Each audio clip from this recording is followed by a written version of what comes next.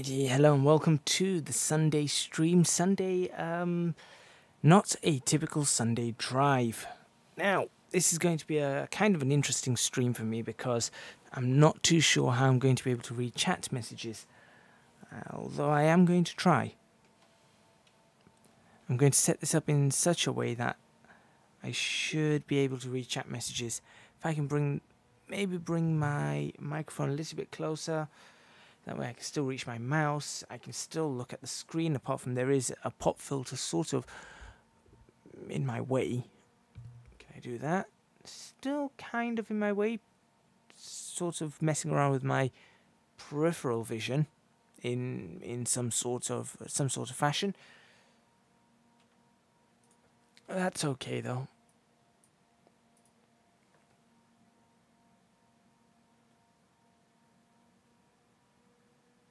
Let's bring that up back to how it should be. There we go.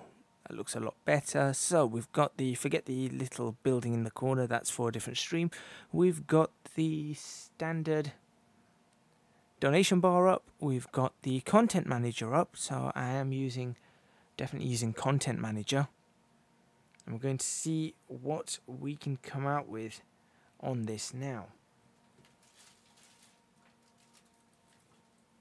What I should do is have my earphones plugged in. So let's get that done too. Then I'll be able to do a check on sound. So I'll do a sound check very quickly. Make sure everything's okay, then we can get ourselves underway. So I'm going to be streaming this for quite a while. Slortkern, is that correct? Hello, welcome to the Sunday stream, or the Sunday stream that's just randomly popped up. I only decided to do this a couple of days ago. Oh, Crystal Carbon, right? Okay, there we go then. Oh, Crystal. Yep, let me move that chat. There we go. Yeah, just random stuff. I haven't done Assetto Corsa in a while. In fact. How do you hear me? Is it okay? Is it too loud? Is it too quiet? Chris is good enough, right? All right, I shall remember that. Chris is next up on the list. But I am just trying to sort out my audio settings, make sure that's all okay. And I know there is some point. Yeah, I'll check it when it's driving. I'll do a quiet run or a slow run, then I can adjust the settings as it were. The only thing I'm worried about is going to be the force feedback on my G27. That's the only thing I'm worried about, because I think it is behind my microphone, but it's fairly close to the microphone. I'd say it's about 2 feet, but we'll see. We shall see. Let me put my earphones in. There will be a point where more than likely we end up with Dalek voice, but I know how to fix that. I just need to be told. Whether or not I'm on Dalek voice or not. But that's exactly what that donation bar in the top corner is for, is to get the funds to fix that. Right. Let's go ahead and just do a quick test. We'll do a clear test. We'll drive around Silverstone just to test this out. Make sure the sound's running okay. Let's pick a car that would be what car would be fairly loud? What car would be fairly loud on this? Aside from a Formula 1, actually I suppose testing out a Formula 1 car would be the best way to know whether this is going to be too loud or not. So let's go for a Formula 1 car. Ferrari F. Now, I don't know whether this is a proper car, so I'm going to be having a look at the Scuderia at some point, probably. But let's go for the F2004. Right, switch my controls, though. Important to switch my control setup over to... Controls, I said. Standard to modern F1. Yes, please. I bet you there's another way for me to change those controls, but I just don't know it. Let's just start from the pits. Let's go. I bet you it's going to still log into Steam. Yeah, I didn't open it up, did I? Ah, well done me. Well done me. Right, looking at this, I should be able to read the chat the way I've set this up.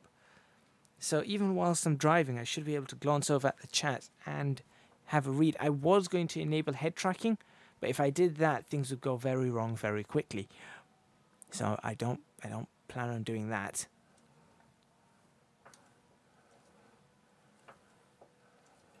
Okay.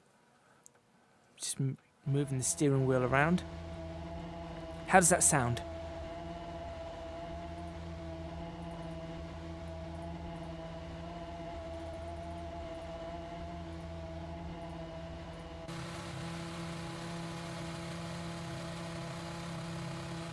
You can see the amount of changes that I was trying.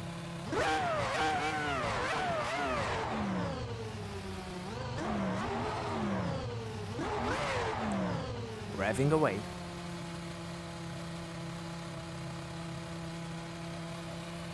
Alright, let me talk whilst I'm revving. That's probably a good idea.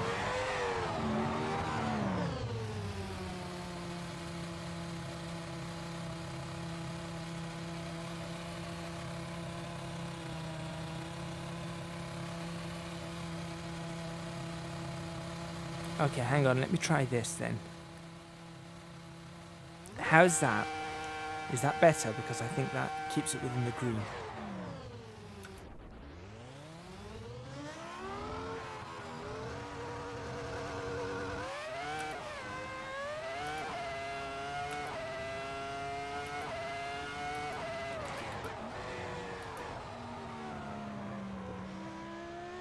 That's better. Good. Good, good, good. Ooh, my brakes are very, very sharp right now. Why are my brakes so sharp?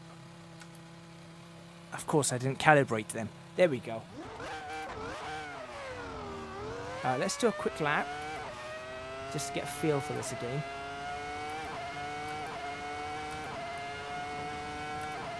And let's see what I can do.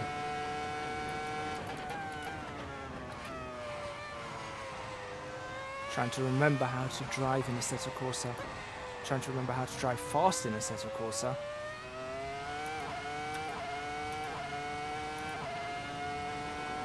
I mean, generally, what I normally do is I normally just drive to take photos and to review cars. Oh, that was very slow. Hello, everybody that's on stream. Everybody who's watching. Just getting back into Assetto Corsa today. It's not going to be very good at the start. I've also got this pop filter in my way. It's kind of blocking one eye. I might have to move my microphone a little bit.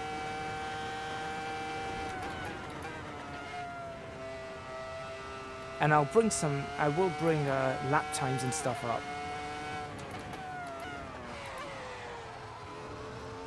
Oh good, first apex of the day, second apex of the day. Third apex of the day.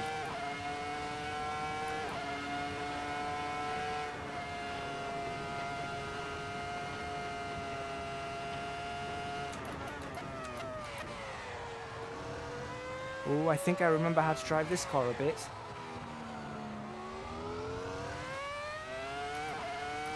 No traction control on for me. I rarely use traction control.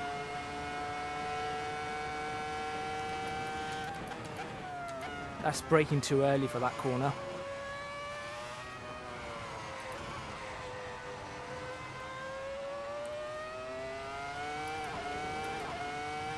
Okay, I think sounds pretty good, especially with this Formula 1 car. So we're going back into Content Manager, and then you guys can pick which... oh, that's so slow through that corner. So bad through cops. You guys can then pick what track and car you'd like to see. So bad through Beckett's and Outer Chapel too. Yes, traction control would be faster, but it's not as fun, is it? Traction control without a doubt would be faster because you'd be... Oh, missed that apex. Missed that apex because I missed the first apex. Because you can just floor it out of a corner easy.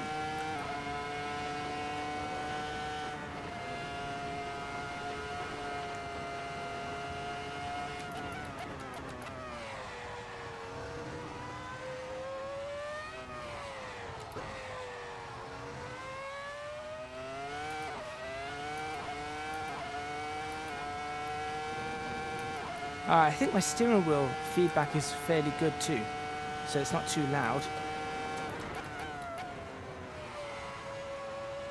There we go. Alright, on a car like this, it's still hard to read chat messages, that's for sure. Skipperchew, welcome, welcome.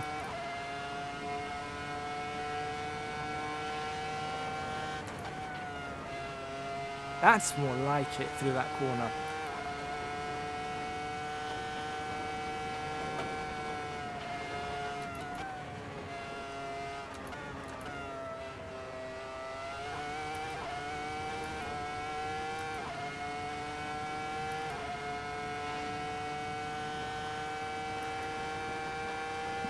No, I am braking. I am definitely braking too early, Skipperchew. I've driven this car a lot before, and I'm definitely braking just a tad too early. And by too early, I'm talking about maybe a quarter second too early. That's all. All right, let's stop that for now. What I'm just going to quickly show you guys whilst I move my microphone is I'll go into the replay. You guys can see this reshade at work. Have a look at how nice this reshade looks.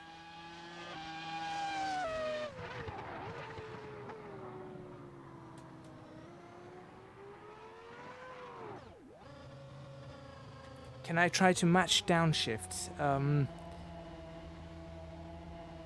Can I try to match downshift? I have no idea. I can do it on. It should automatically match downshifts on this car. Right, let's see. I need to move this pop filter.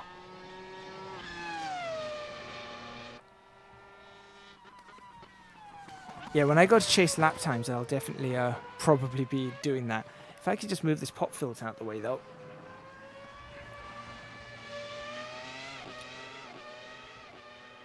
Oops, there we go. Okay, that should be much better. Ah, I can actually see the screen now. And I can bring that microphone a slight bit closer, put the volume down, therefore you guys are not going to be able to hear too much more. Paul ATBT, hola. Hola, how are you? Thank you for joining me on the stream. You're the first one to have a pink colour. I've got 2 greens so far, from what I see anyway. I've got a lime green for Chris, and I've got Skipperchew with a dark green, and you with a lovely, lovely baby pink. In fact, yours is probably more noticeable. And oh, well, Nightbot today seems to be in a nice little purple. But what do you guys think of this reshade? You think the reshade looks pretty good? I'm surprised it's handling 60 frames per second at the moment. But it is doing. I think I've been working hard on this reshade to make it look as realistic as possible. But there are a few bits and bobs that still need to be worked on. You're special. Well, I think everybody's special. Everybody who's joined me on stream today is special. Shall we take a photo? Let's take a photo. A bit dark, perhaps. Yeah, there is that. I could attempt to lighten it up a bit.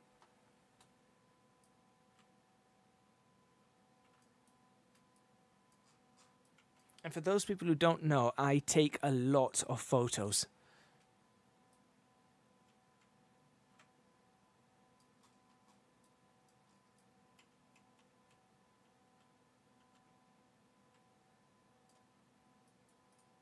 I mean, one of the things I do, both in real life and in games, if you watch any of my YouTube videos, you'll know that I take photos a lot.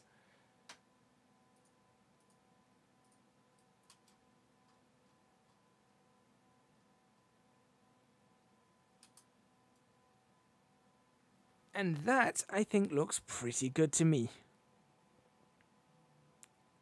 Can you move around like this in the photo mod? You can move around like this in the photo mode thing. Dark like a cloudy day, getting close to the uncanny valley where it gets real enough to throw people off. Ace Pumpkin. The reshade, isn't that reshade a bit greyish? Ace Pumpkin on YouTube. I don't think so. I'm not sure whether it's actually how it's being shown on video.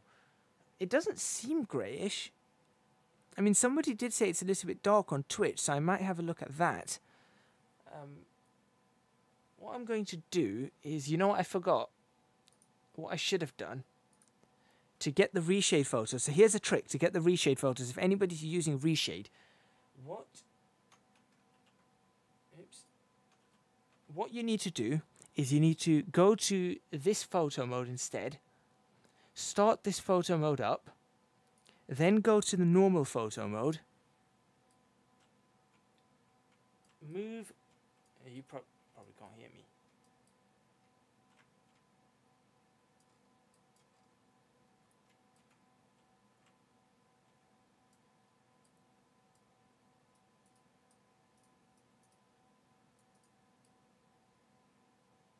Move the car to where you want it, so you get the position that you want on this. Now you might as well use this to focus it up because it's easier.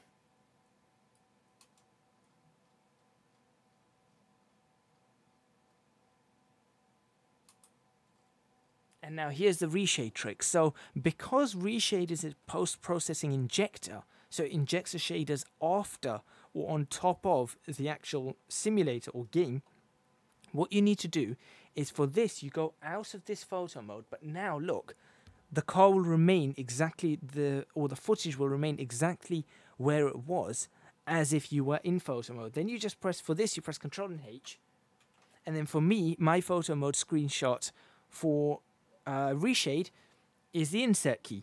So then you just press the insert key and job done.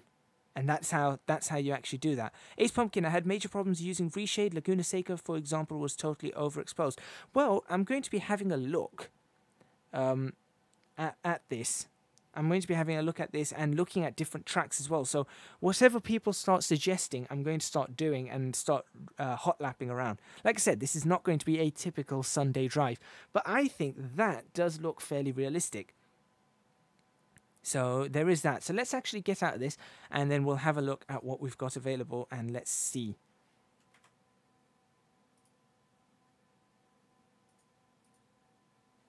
There we go. And by the way, to show you guys the difference between the photo modes, let me see.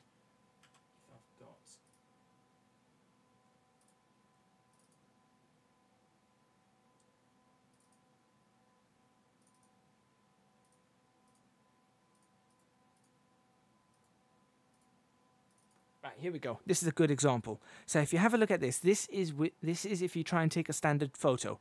If you try and take a standard photo, this is what comes up, which looks pretty good. I've done some work on it. I think it looks pretty good. But if we have a look at that, that is with reshade, and we're talking about a sunrise on the Nordschleife in autumn. I would say that is exactly how it would look on the Nordschleife in autumn during a sunrise. So I don't know what you guys think, but between that, which is good, that's good, and that, which I think is superb. But anyway,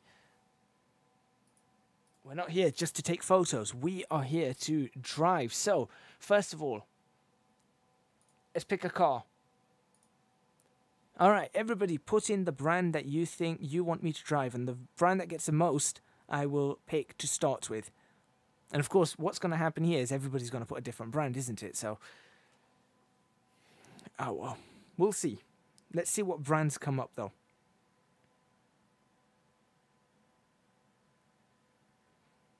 I also want to point out at this time, if the Dalek voice comes along... Okay, skip it to a brand that I've actually got in here. If the Dalek voice appears at any time, let me know in the comments and I'll be able to fix that. It will take me a couple of moments, but I will be able to fix it.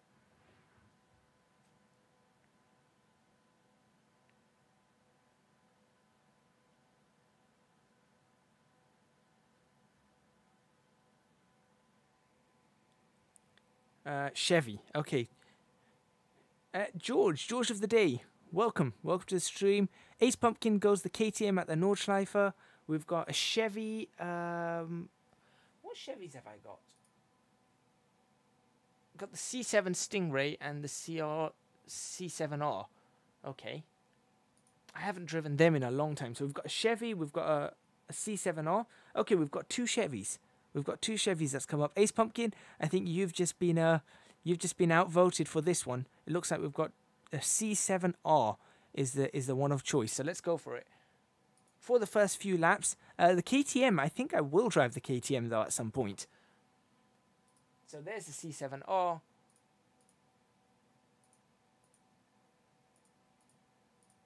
I do like that kind of colour to it. I do like that kind of colour.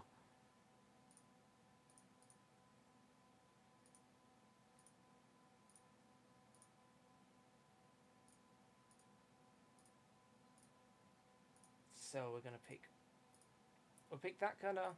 And now, pick a country. Let's go. What track? Or forget country, let's just do all tracks. There we go.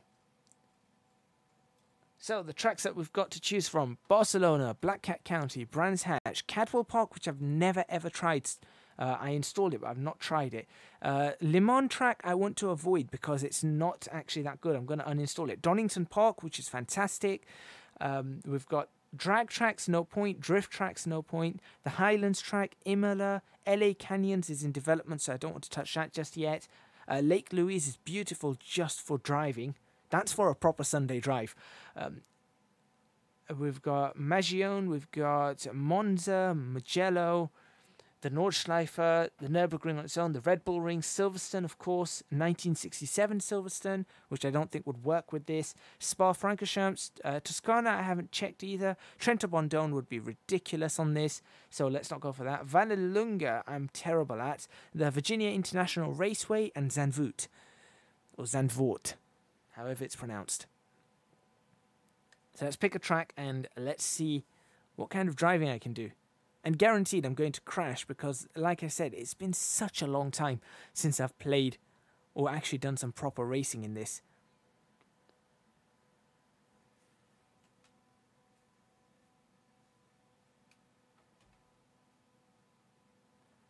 So whilst I'm just waiting for the tracks to come in, Ace Pumpkin is saying the Virginia International Raceway. Okay. Could always try something like the East Course on that. I could choose, but I'd rather someone else do it. Okay, well, it looks like Ace Pumpkin on YouTube has chosen the Virginia International Raceway. George of the Day is doing Mugello. Oh, looks like Chris has gone for VIR too. So, 2 votes for VIR, 2 votes for Chevy. So, it's this. Right, let's see which track I should pick.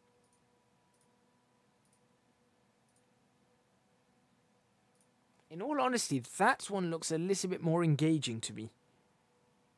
Or VIR. Right, 3 votes for VIR. Full course is for the GTs. Oh, right, so that one. That looks a little bit more dull. I don't know. All right, well, let's drive it. Let's drive it. Let's see what it's like. Time of day, right. What kind of weather do we want? Let's go for few clouds. Nice warm day.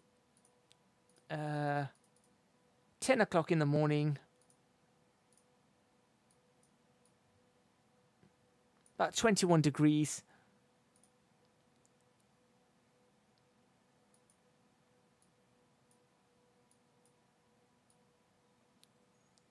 And a possibility of a little bit of wind from the southeast. I think that's pretty good.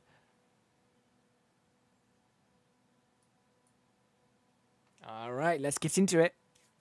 So, For those people who are watching on YouTube, I don't know if it's just you, Ace Pumpkin, but if there are other people watching on YouTube, please say hello. And if you are watching on YouTube, please do consider swapping over to Twitch. I don't know why it does that with Reshade. But please do consider swapping over to Twitch. That would be awesome. Now, I don't know what this is going to be like with the Reshade on, because I haven't tried this. It may stutter, it may not. If it does, I'm just going to switch off Reshade whilst I'm driving and then bring it back on if we go to photo, some sort of photo mode. We'll stick with, I think, medium tyres. In fact, no, let's go for soft tyres because I don't know the car so well. So let's go with soft tyres. Let's pick, yeah, that looks good. Traction control, again, I'm going to switch off. I just prefer traction control off. I think everything else I'm just going to leave as it is. Actually, I'm going to bring the final gear ratio down because I don't think this race or this track is going to get us up to that kind of high speed.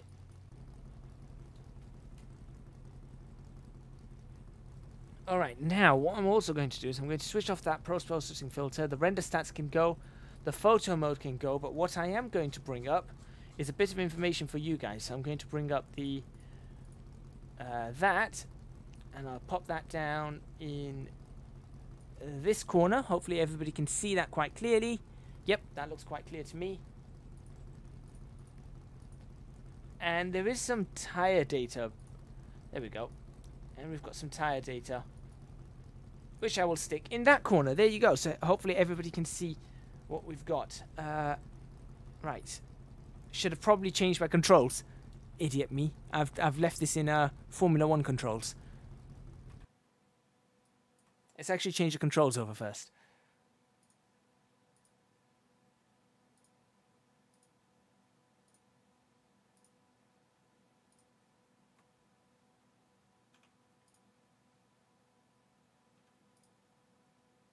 Alright, now back in we go. Yeah, we know you're not responding. This is Reshade doing a few bugs with Reshade, and this is what happens. But it does work, I assure you.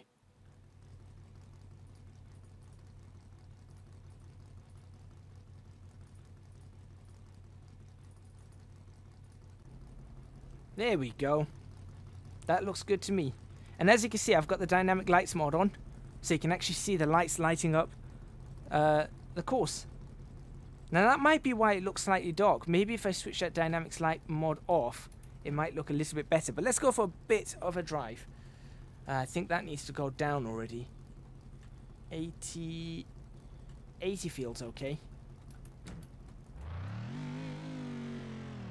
Okay, I don't know this track.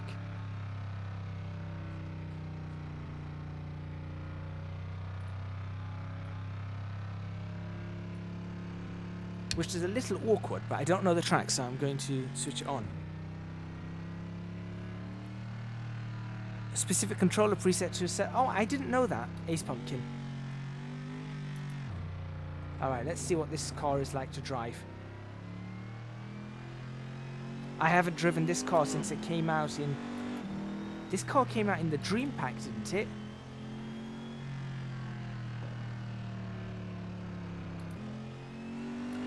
This car was the Dream Pack car. I remember making a special video on the Dream Pack on YouTube, and this car was one of the cars on it. I'm sure of it. Oh wow, I've forgotten this track massively. Right, I think line through there.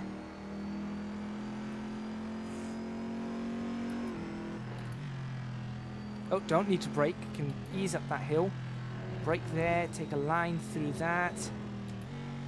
Also don't need to brake up this hill. Blind crest, okay. That's a slightly sharper corner than I thought it might be.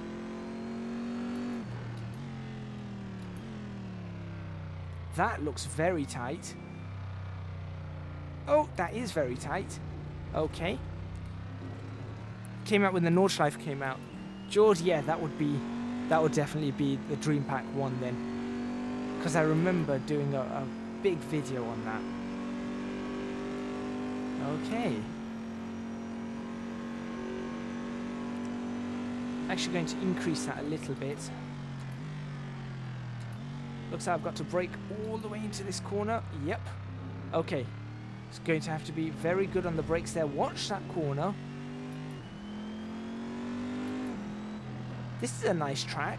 I haven't driven this track in a long time too. I remember there's some Easter eggs on this track. You can sort of go outside of the track limits, and you can just go for a drive down towards a hotel or something.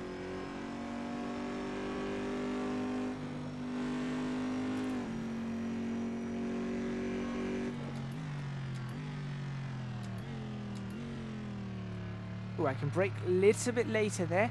Okay, this Corvette does feel pretty good. I did have to put the full speed back up a little bit. But this Vet does feel pretty good. Alright, so we can actually do a little bit of hot lapping with this car. Oh, he says as he goes horribly off, hitting that Coca-Cola sign, nope, missing it. Right, again, taking that line through there. There we go. So you can just floor it through that, really. And this next section I can also go pretty fast through, I think. Brake up this. Make sure I hit that apex. Make sure I hit that apex. Ease it down a little bit. Back on the throttle. Back down. Okay. And then brake probably at 2 and just keep on the brakes. Okay, this first part's okay. The second part is very tight. So that's what I've got to be a little bit wary of.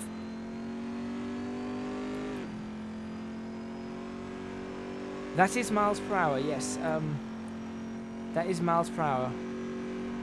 Again, talking to YouTube. So I brake through this all the way, I think. Yep. Alright, if I stay on this side, then I can grab that and maybe let the car run out a little bit. Oh, no, don't do that. Okay. Okay, okay. That's not bad. That's not bad at all. Yes, I will be running in miles per hour on everything.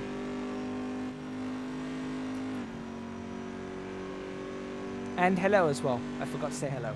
Again, on YouTube. Hoo-hoo. Hey, was that warning me of tyres locking up? I half feel like it could have been. I think that was.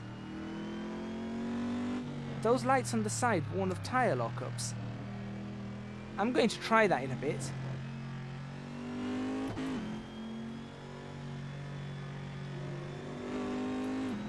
Alright, what are we looking at?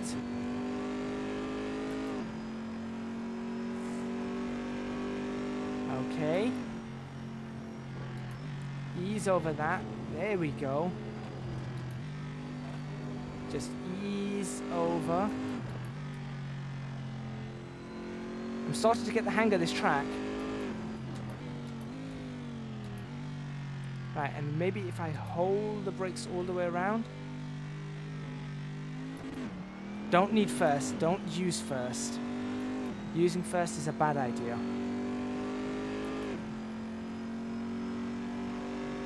I hope everybody's enjoying the stream so far, and don't forget to say hello, even if you're just popping in for a short while. Just say hello. Let me know what you think of the stream. Ooh. I got that wrong again. I need to ensure that I'm getting on that inside as close as I can, as quickly as I can. Got that wrong.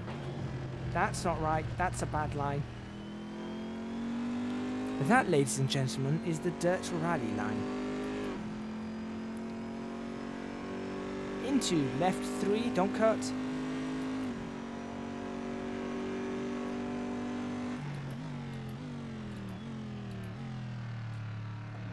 That's a good line.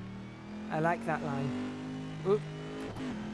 Until the front end started pulling outwards.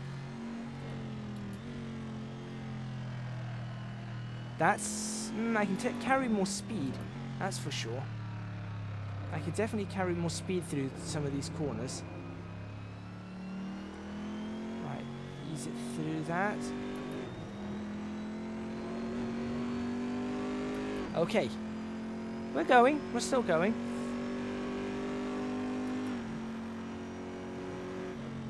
Oh, why did I brake? I don't need to brake up this hill. He says as... Okay, that's going to be a crash. There's the first crash for the day. But we did prove something. We did prove something. That those lights around the side... Yep, those lights around the side show off tyre locking. There we go. What's that? That section at the top is difficult. Loads of blind corners require confidence in your knowledge of the track. I don't have confidence in the knowledge of the track. Too bad I'm a metric master race. I wouldn't say you're the master race because you only have to divide by 10. Ah, got that corner wrong. 2v1L, you only have to divide by 10. Everything works in base 10. We work in base everything. Yeah, I don't know this track, George, so it is a little bit confusing for me. My tyres are not in the greatest of shapes.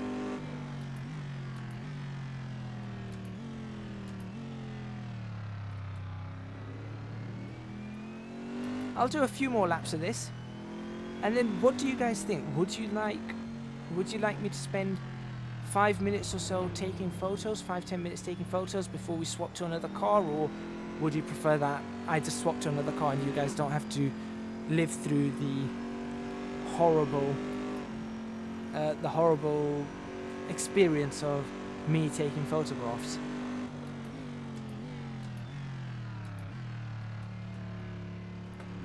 I have to admit, this car feels good. It pulls, the nose of the car does pull out every time you're on the accelerator, but I suppose that makes sense given the nature of the car. It does, when you accelerate, it does start understeering. Figuring out this track though is fun. I like this track. I do like the track.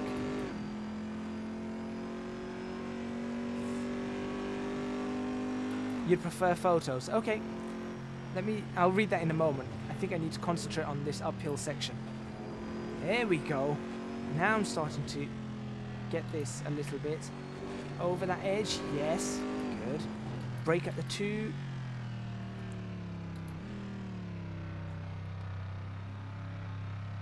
Still get that corner wrong. Take 1 or 2 pictures. Okay. More than likely, some of the pictures will be going onto my Instagram. I'll promote that in a bit. So I've got a new Instagram page for my channel and everything. And I'll probably will put a couple of pictures up to Discord.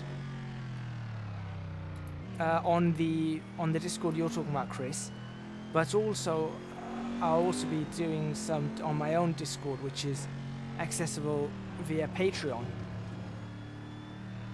So I'll obviously be putting it up on there, but also on Instagram and probably on the GT Planet forums as well.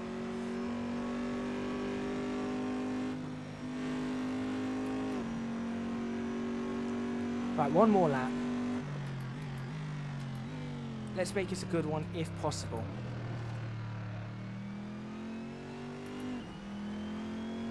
It's that first corner I really seem to mess up already.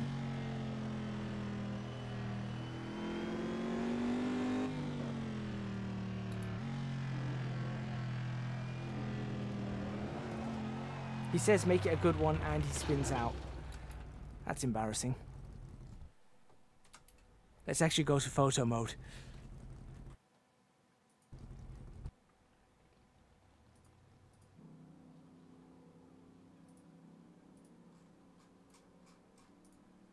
Let's see what this looks like. Now I don't know whether it's going to maintain frames or anything, but we'll find out. I'm terrible at maths.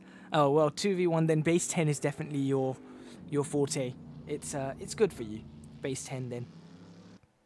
I'll be honest, because of what I've studied, believe it or not, and I think I should probably try and sell this fact, but believe it or not, I am a qualified rocket scientist, and I think when I studied things, we did in base 10, but we didn't work in just millimeters and meters and centimeters. Yeah, we did that. We also worked in feet and inches and yards and thousandths of an inch. It's called thou. So, you know, something would be measured, something small, it'd be measured at 40 thou or something, as opposed to, you know, 10 millimeters, which is not the same thing, by the way. Is it 40 thou? 80 thou to a inch. Actually, yeah, 40 thou would be roughly 10 millimeters, I believe. Right, let's find a good photo opportunity for this car.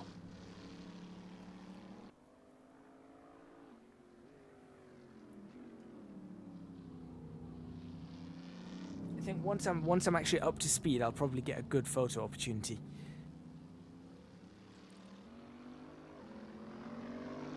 And anybody who's on Instagram, you can feel free to follow me on EC Gadget LP is where you'll find me on Instagram.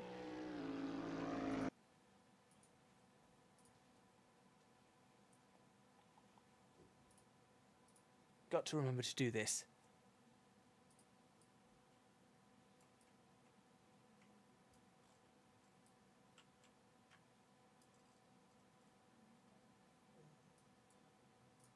Now, I don't know about you, but whilst that's out of focus, that's starting to look like a real car. Whilst it's out of focus, but obviously, I'm sure when we get it in focus, you'll know something goes a bit wrong.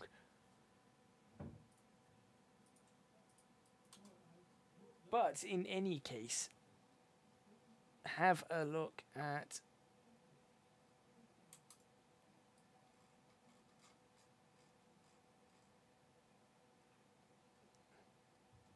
Actually, I've said that.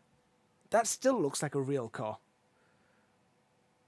I don't. Okay, out of 10, what would you give that photo?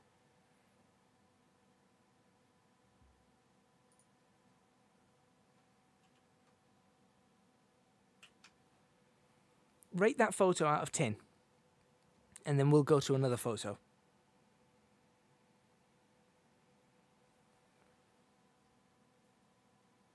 Leave it up for a couple more seconds, then I'll go and play whilst the ratings are coming in.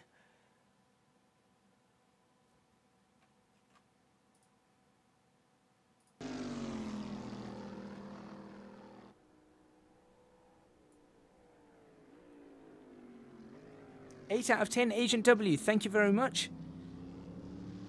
At our old town hall, there's an old measurement gauge. I use this, Ace Pumpkin. Good, you should use the old gauges as well as the new one. There's nothing wrong with the new ones, but you should use both. I think some of the anti-aliasing gives it away, like the lines going across the bonnet. Skippertune, 9 out of 10. Thank you. Agent W, welcome to the stream, by the way. And if you do have a Twitch, do swap over to Twitch. Twitch.tv/ECGadget.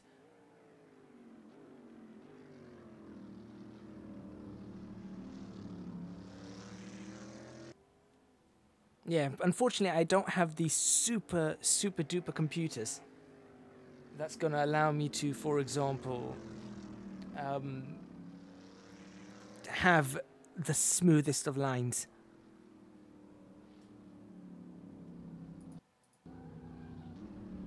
Ooh, I just missed that Coca-Cola sign.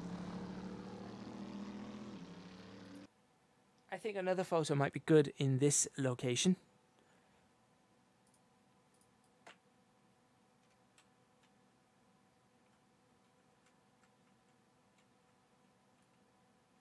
Ooh, let's see if we can take one. Imagine that the crowd were taking one.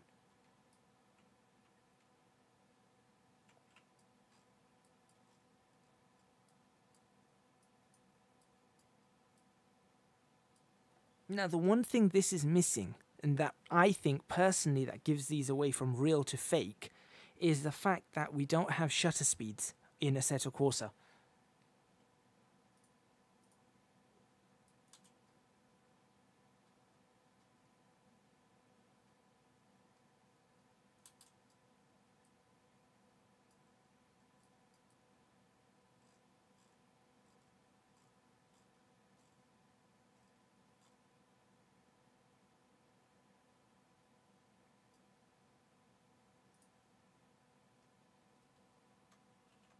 And what do you think of that photo? With what steering wheel are you playing, if you don't mind me asking? It is a Logitech G27. I've had it for I've had it since Gran Turismo 5. I saved up for a very, very long time for it. And I've had it since Gran Turismo 5. I'm using it on a Wheel Stand Pro. So it's up on a Wheel Stand Pro. And I have done one modification to it, and that is I have, with that pixelated look across the back bumper. Yeah, that is a problem. I wonder, hang on a second, Skippertune. Let me just finish this sentence that I was saying. I have gone and got the GTI springs, and I've replaced the springs in the pedals with GTI springs, which are a lot better. It makes the accelerator feel slightly more, slightly stiffer, ever so slightly stiffer, but mostly it's the clutch that feels more like a clutch, apart from the fact that it doesn't have the sort of reverse release, and the brakes feel much more like a brake. So the more you press it in, the harder it gets, the stiffer it gets to press it, just like a real car. I don't know what visual debug was. I don't know what I've just pressed, but let's have a look if I can get rid of that pixelated look on the back. Ace Pumpkin, that is grayed out. If you're still watching, that's what I think is grayed out.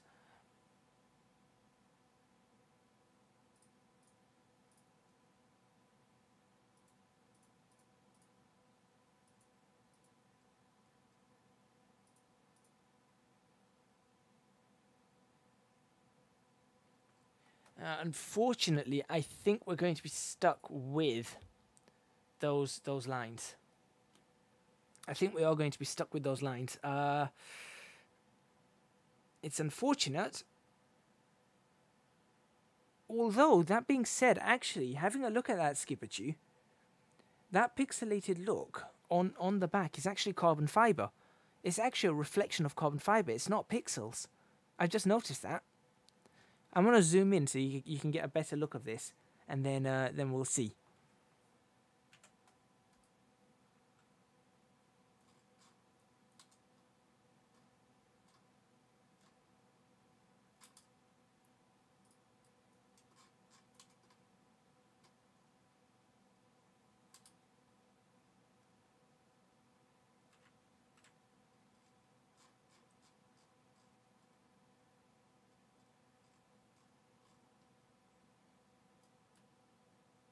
Yeah, I think what's causing it is a reflection of the carbon fiber. If you have a look at that, you can just see there, it is a reflection of the carbon fiber.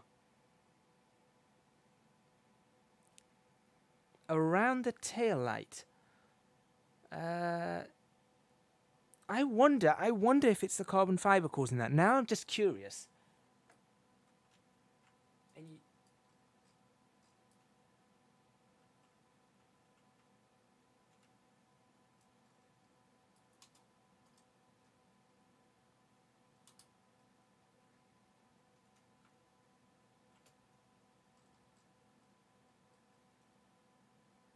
yeah, I think those lines in this case, just in this one case, it's the carbon. Yeah, you're right. It needs tweaking at a distance. You are correct. But it is definitely the carbon fiber.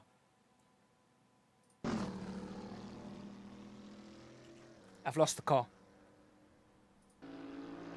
All right, one more photo. No, it's AC's bad anti-aliasing. I disagree. I still think it's the carbon fiber, coupled with a problem in anti-aliasing, certainly, but I think it's the carbon fiber that's causing it. Now, I do wonder if I could use NVIDIA Inspector to improve my anti-aliasing. Anyway, one more photo, and then we'll pick another car, go for another drive. And you know which photo I want? I want the photo where I'm spinning out.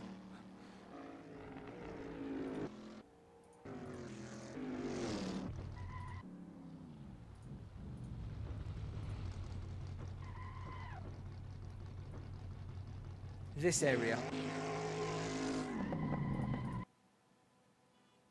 Yeah.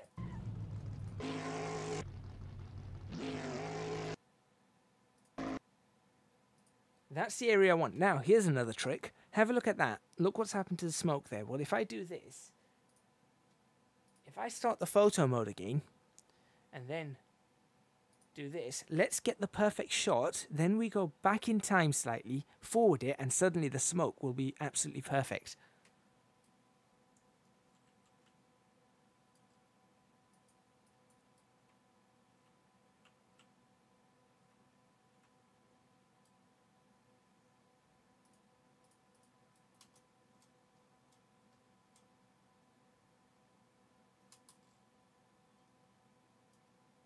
Okay, so we've got the shot that we want. We've definitely got the shot we want. Now all we need to do is get that smoke correct. So the way we do that is...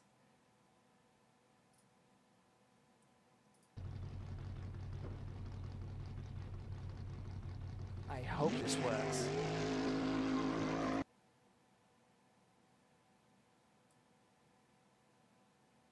And there we go. Suddenly the smoke is fine.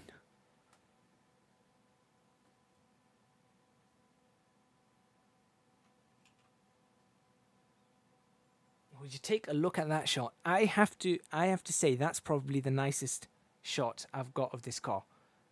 Admittedly, the car's a little bit dirty because it's just been through a trip through the grass. But that's a good way to say goodbye to this car for now. And let's go back into the content manager. You guys can select another car, another track, another time of day. Actually, I want to save the replay for later. Alright, so I got a 154.4 on this. This isn't the greatest. I could have got a 153.1, so I was doing better at some point, but that wasn't the greatest. But anyway, let's go for another car. Pick a car, any car.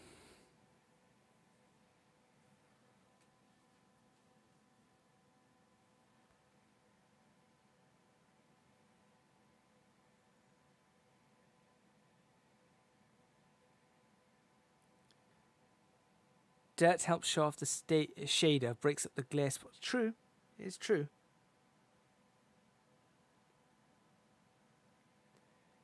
Toyota. Agent W says Toyota. Alright, so we've got one Toyota. What else do we have? Ace Pumpkin, I assume you're going to stick with your KTM for this one?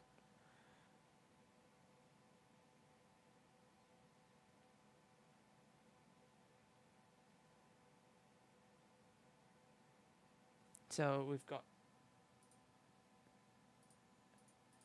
quite a few Toyotas. Now the one thing I'm not going to do... Oh, okay.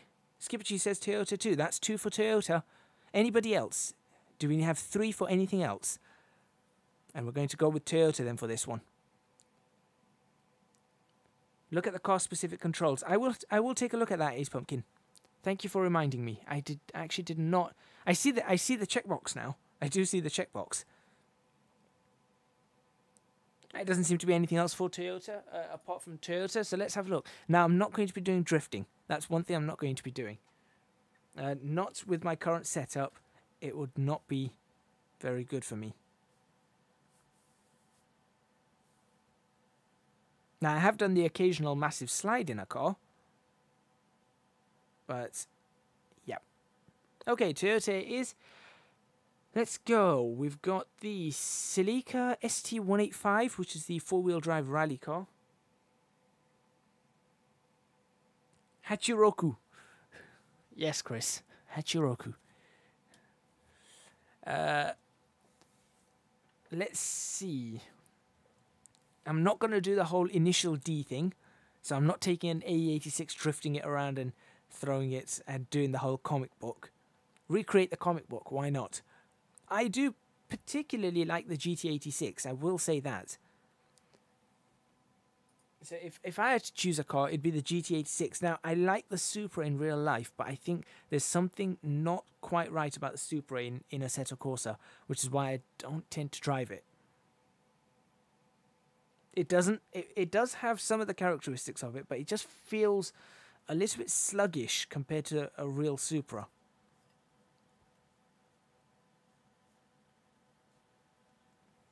So if nobody has any, what we got? GT86 but Eco Tires. Chris, you're on. GT86 Eco Tires.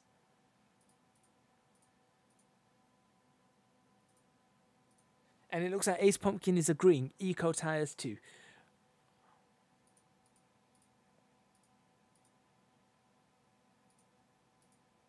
Now I need to find a nice different colour for it. Now I've always driven it in blue, or most of the time.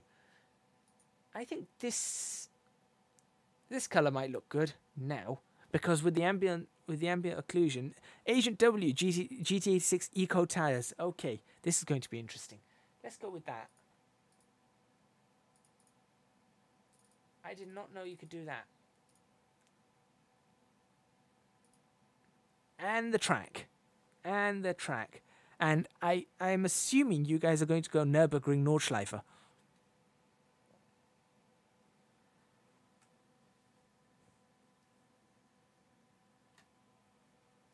LSD Pengu, thank you very much for following. Really, really appreciate that.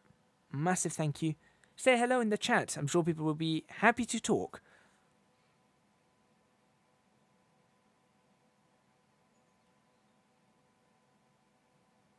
I'm guessing you guys are going to say the Nordschleife, so I'm actually already going there. But now the question is, which Blisterberg? I do not have Bilsterberg, unfortunately. Now, the question is, I do not have Scuba. I should have got that. I should have got Scuba. Do I have it? Actually, I do not. No, I should have done that. Do I have any hill climb tracks? I have. Lake Louise has a bit of a hill climb on it. Trent-upon-Down is a hill climb, and which other one's a hill climb? Yeah, Trent-upon-Down is a hill climb, and Lake Louise does have a hill climb element to it. So there is that, Agent W. So we've got Nordschleife, someone saying Nordschleife. Scuba, as a Gran Turismo, as someone who's played Gran Turismo for years, I really should have that track in Assetto Corsa. Ace Pumpkin says take the Crow's Nest in Lake Louise. Wow, lots of different choices coming up. Crow's Nest, Lake Louise, Nordschleife. There's actually, you know what? I just realised something. I will probably not be able to take Lake Louise. It may massively lag the computer with the reshade I'm running. So what I'm going to do is I'm going to go Nordschleife and I'll check Lake Louise in a bit. Why did it stop posting links? Oh dear, yeah, my Nightbot, sorry Chris, my Nightbot is a little bit temperamental.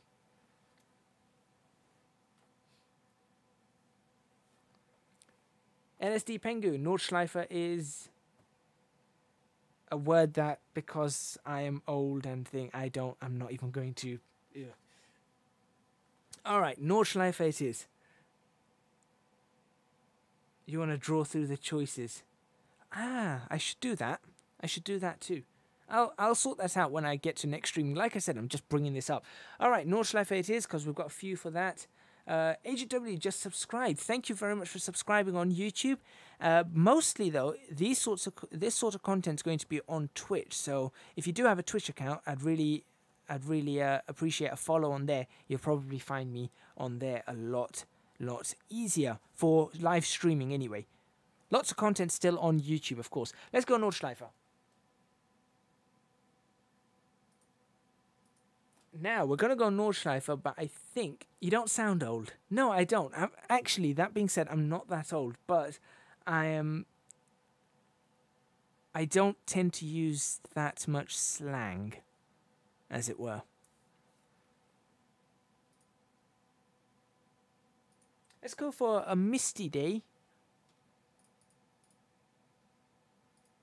About 15 degrees. I think that's pretty good for the Nordschleife.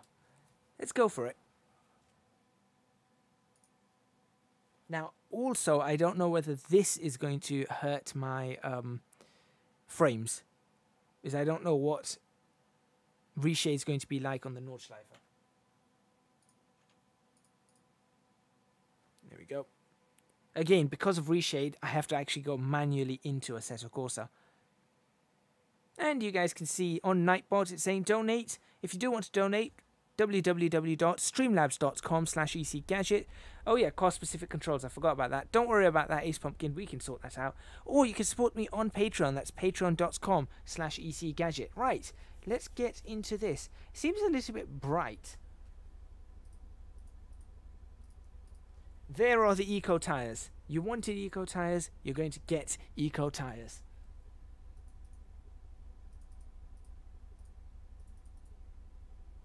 And just to make it more fun, no traction control. And should I even switch off ABS? Maybe I should switch off ABS too. Why not? No ABS, no traction control. Let's see what happens.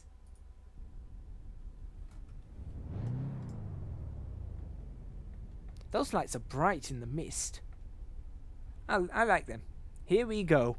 Get ready for a lot of crashing. Also, I don't need the map for this. That's one thing I can say I don't need. I definitely do not need a map for the Nordschleife.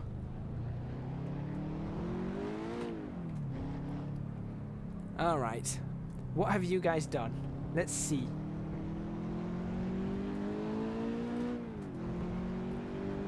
Also, we're in autumn at the Nordschleife, it seems.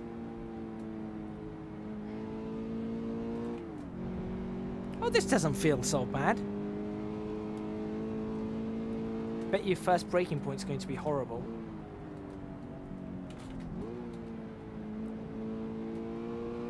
That's not too bad, guys.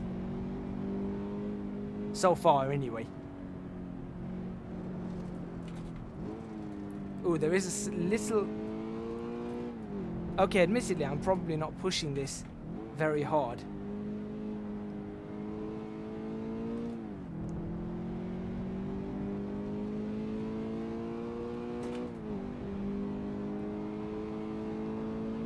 All right. Let's see what happens up this first. Eco tires feel good. Admittedly, like I said, I'm not going incredibly fast, but they feel pretty good to me.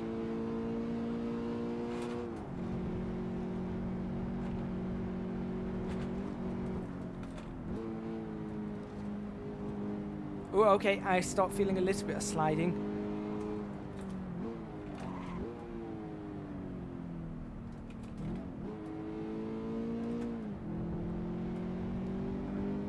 I'll admit, this is a really nice drive.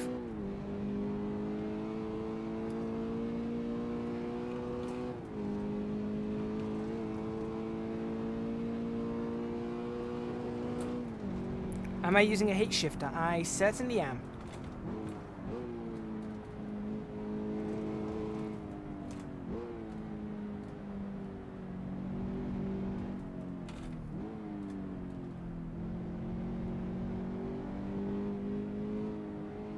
Avoid that curb. Right this curb. There we go.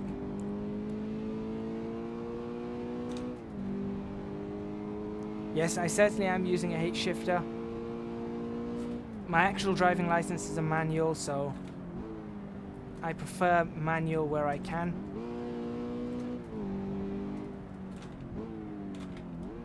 Oh, okay. I start seeing how the eco tires have their slight moments in the braking.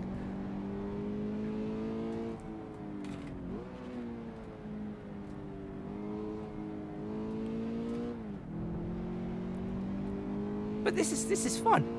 I like this. I think I might drive with eco tires. It feels more alive than the semi-slicks, that's for sure.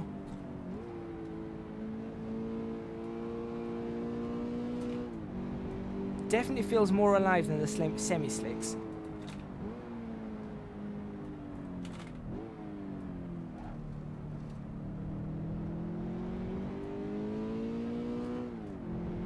But they grip well. They feel good. They're quiet.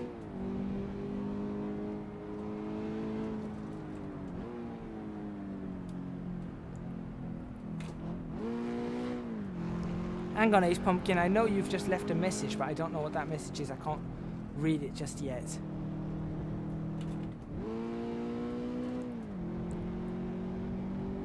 Do you need a specific license to ride a manual in your country? Our standard licenses are manual. So if you get a full driver's license, you're qualified for a manual car. You can get an auto license, but if you've got a manual license, you can drive a manual, automatic, yeah, both types. If you get an automatic license, you can only drive automatic cars, and you need to take a separate driving test and have separate instruction for manual. But the majority of people in the United Kingdom will drive a manual car. My entire family drives manual. All my uncles, aunts, cousins, they all drive manual.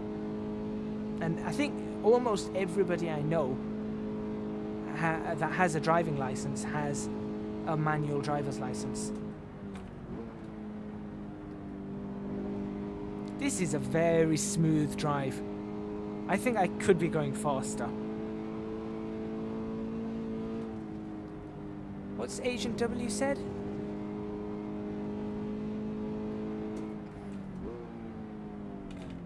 Something about a Nordschleife lap time?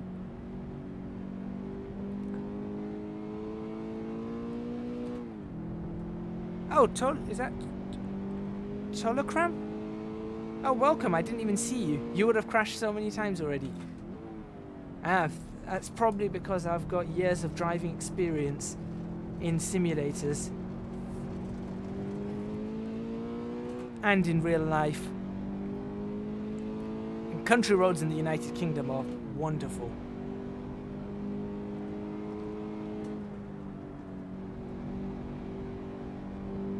Separate license for manual. This is such a smooth and easy drive. I feel like I'm not even pushing the car at all.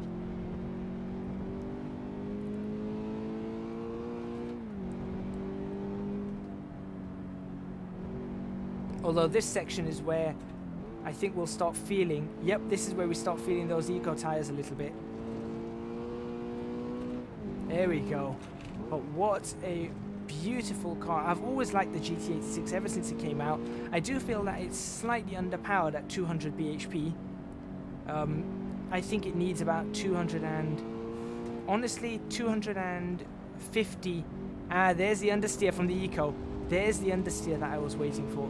About 250 bhp would probably be good for it. 276, that famous number, that would also be an ideal amount for it, but with 200 I feel like it is just ever so slightly underpowered. I know people have put turbo, there's a turbo kit that I think Toyota themselves put in that brings it up to about 270. I don't know about turbos. I would prefer this car to be naturally aspirated, but having a turbo in it that brought it up to that's not bad. That's not bad at all, and I think then this would be the perfect driver's car. But at the moment, I do feel like it's just slightly underpowered. But still, enormous, enormous fun. I'll read your comments in a minute, guys.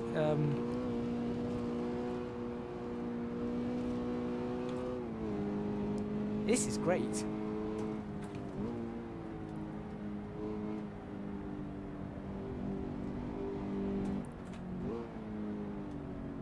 Oh, there's the understeer again from the Eco tires.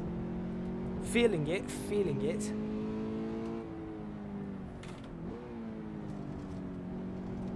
Are you using a wheel?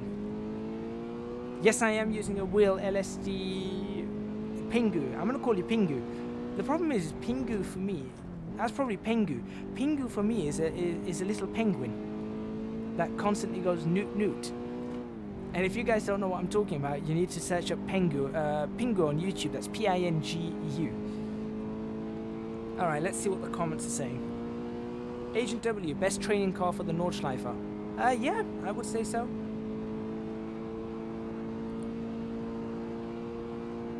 Tolochrome, separate license for manual? Yep.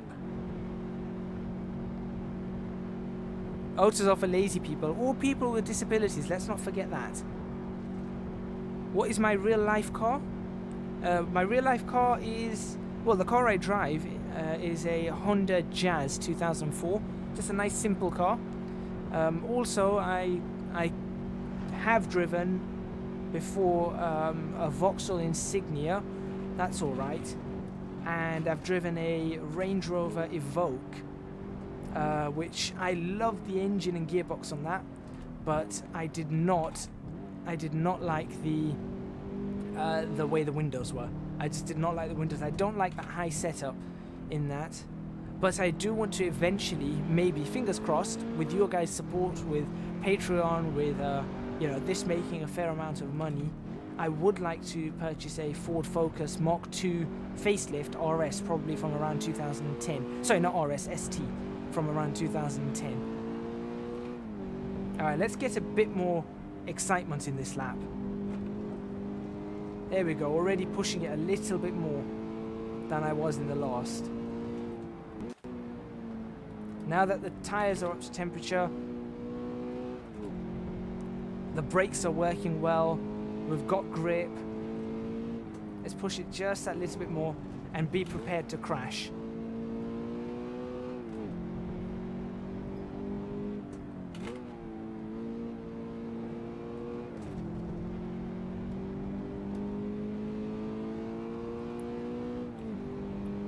Here in South Africa, 80% is all manual. Okay. And Pengu, I think I did answer when I said that I am using a wheel, right? Because I am. It's a Logitech G27. I've had it for... When did Gran Turismo 5 come out? That was very slow through that corner. Flugplatz is that corner, I think? Or just after Flugplatz. Gran Turismo 5 came out in what, 2010? So I've had it since 2010. And it's done me really well over the years.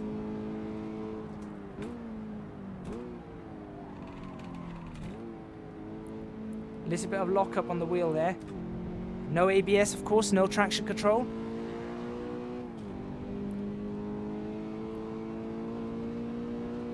Again, for those people who are watching on YouTube, if you do have a Twitch account, please do watch on Twitch, www.twitch.tv/ecgadgets.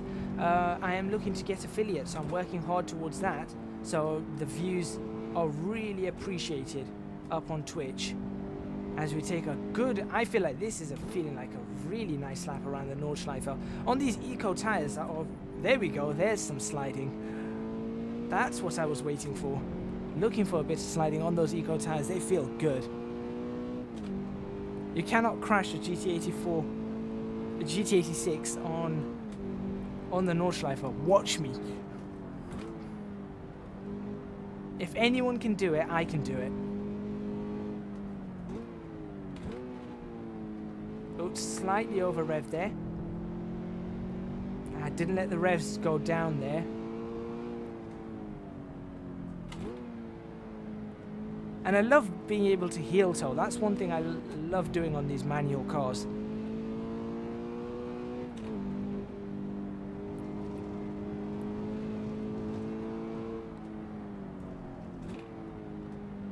Slight amounts of... The car is slightly squirrely under braking, but only slightly.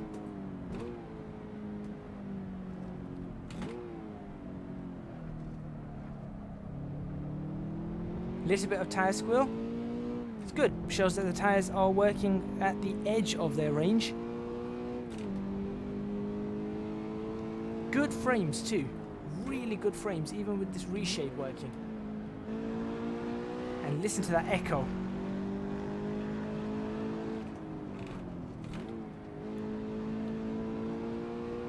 Now this corner is really bad for this car, I feel, because really you need to be between second and third, but you're either too low in third to not have the torque as you start coming up the hill, or you're too high in second and you're bouncing off the limiter. So that's an awkward corner. Another bit of a lock-up. Here comes the crash. No crash. Here comes the crash. No crash. Rubbish. I was really trying to crash it.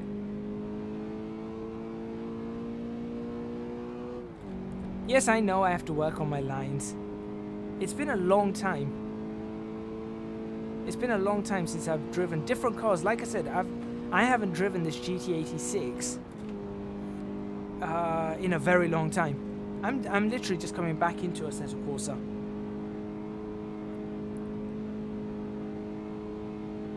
I know a good line through there. I've done good lines through it before, but different cars just too slow through this. 92 miles an hour. I need about 4 or 5 miles per hour through that corner if I can.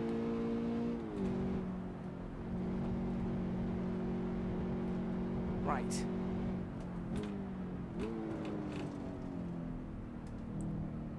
This corner has too many different lines. I prefer doing a sort of start on the inside, drift towards the outside kind of line. But coming into the carousel, and I love sticking on the inside of the carousel. Hold it on that inside. Always a wonderful feeling to get that car going around that.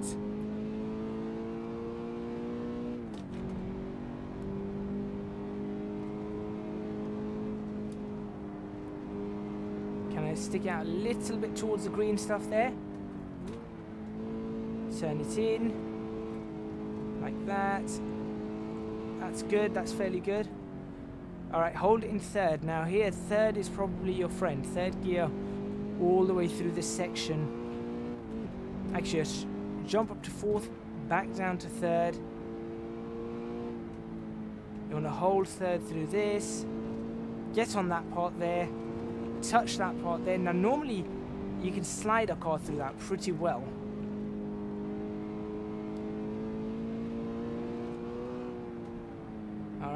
Hold third again, no need for second. We're coming up to YouTube corner now. Here we go, YouTube corner coming right up. A lot of videos on YouTube literally are just people standing at this corner. Second probably needed here. Right out there, back in and over. Now this corner is another one that's between second and third. Because of the uphill, third is slightly too slow for it, and second in this car is just, you're up on the limiter. Down we go. Oh, that's the wrong gear for that.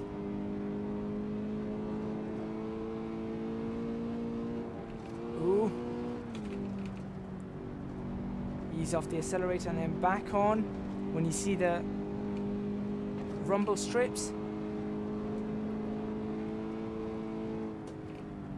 This corner is another corner I need to get used to. I need to find a faster line. I know that my line's not fast through this. That was just slow. Mini carousel. Second corner, again, pick a side because this corner can throw you out. Shall we meet on an open server? I'm afraid I hardly play multiplayer. And definitely while streaming. If I'm streaming and trying to play multiplayer, it's going to go very wrong very quickly. That's why I don't stream Space Engineers yet.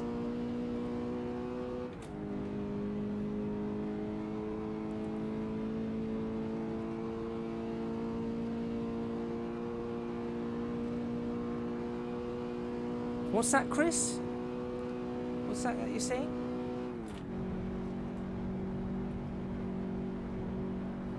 Not dead. Yeah, not dead. That must have been when I lost control of the car but didn't crash it. Thank you everybody who's watching, by the way, both on YouTube and Twitch. Do remember to say hello. Do join in the discussion. We're going to stop this right now. We're going to take some photos, as we always do.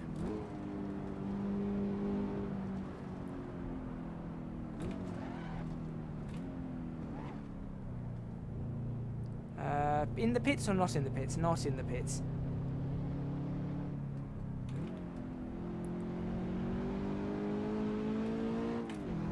Alrighty, there we go, and that's a lap, well, almost 2 laps of the Nordschleife in the GT86 on Eco tyres. So do these, I wonder if these Eco tyres spin.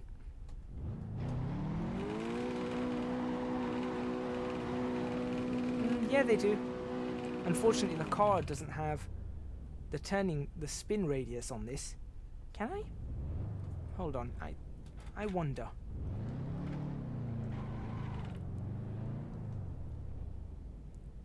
I do wonder. I just want to try something before we take some photos. That was on the grass. Come on. No, it doesn't. Spinning this car on that small section is not great. Alright, into the replay. Into the replay.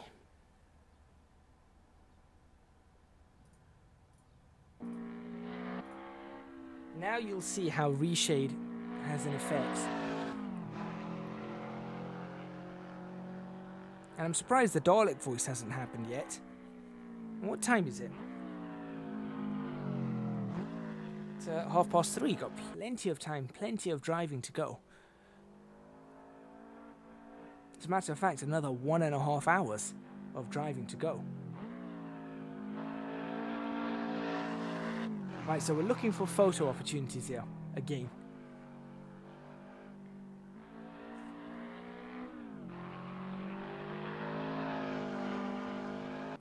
Tell you what, we'll go for photo opportunities on the second lap, because we were going fast on the second lap. Now I need some driving on the Nordschleife myself. Do that, you should do so. Driving on the Nordschleife is fun.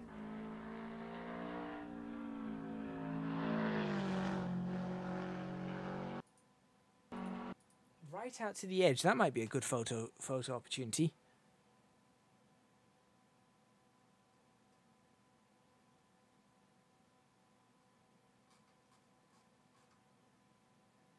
Again, doing the trick to make sure that we get reshade working. We've got to start this one first, and then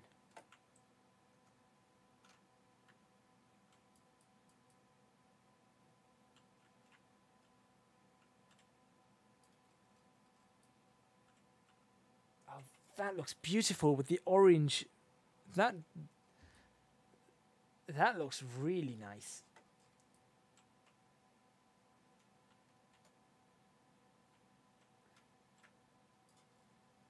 Somehow I need to capture that orange.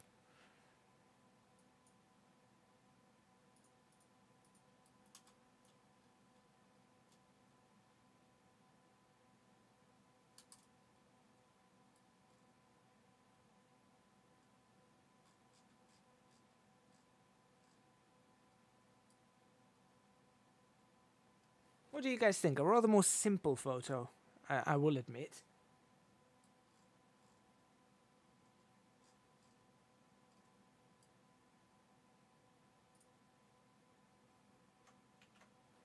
It's a far more simple photo, but I think that looks pretty good.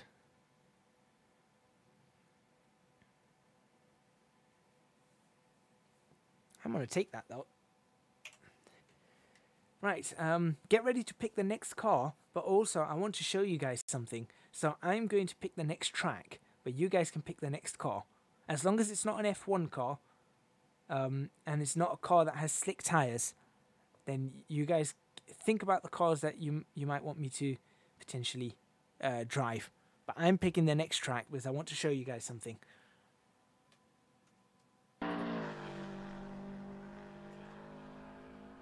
Lost the car again.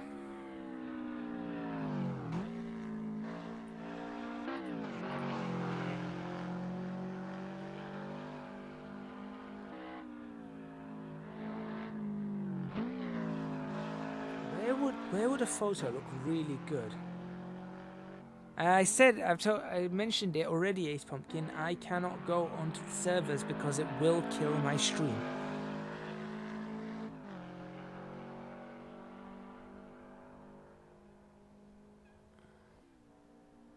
Not in its current configuration.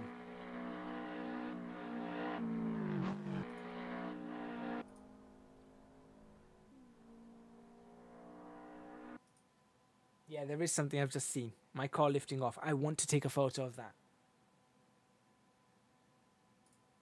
There you go. Car in the air. Why not?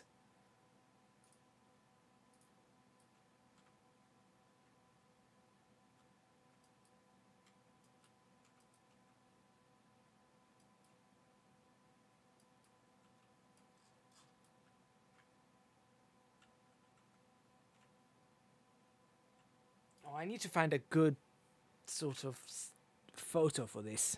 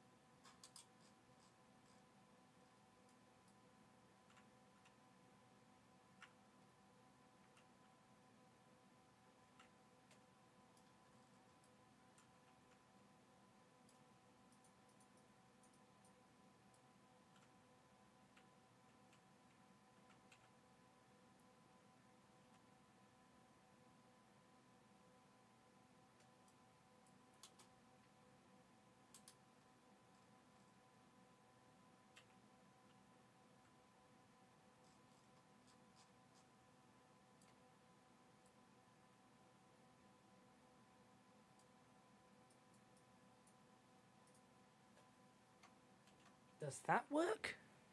Does that work? I'm not sure. Thank you everybody once again. I've got to continue thanking you guys for jumping on stream.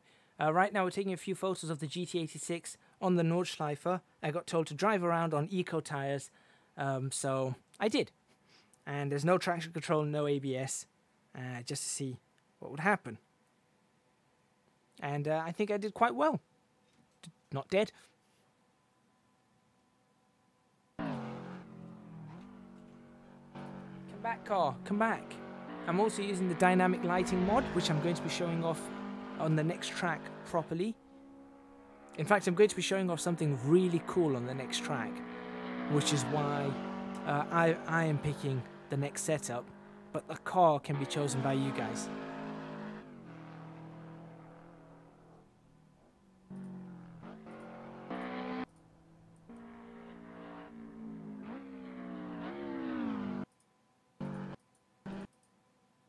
Surely that's got to be a good photo opportunity.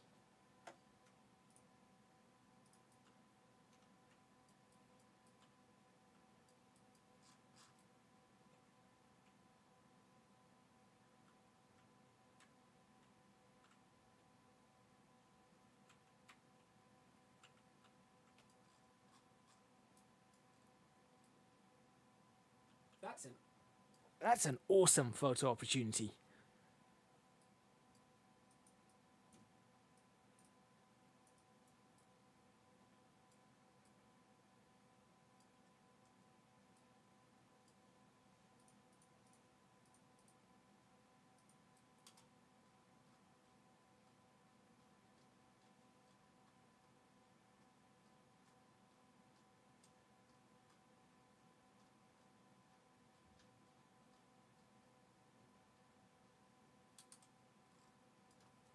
I think that looks pretty good, and that's probably going to be the last photo I take. I'm going to save the replay, probably get more photos afterwards.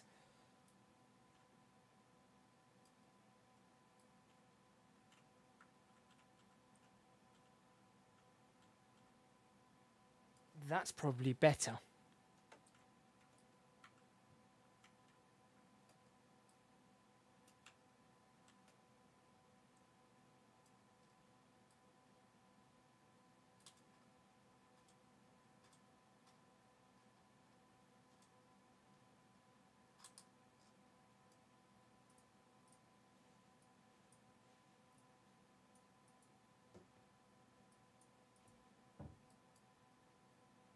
Not that way, though.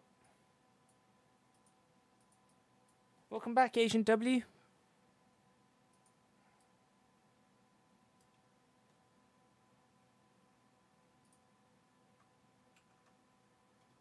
Yep, that's the last shot I'm taking. Okay, so I take that shot, and now we're going to pick another car. I will save this replay because I've got more photos, I think, to take.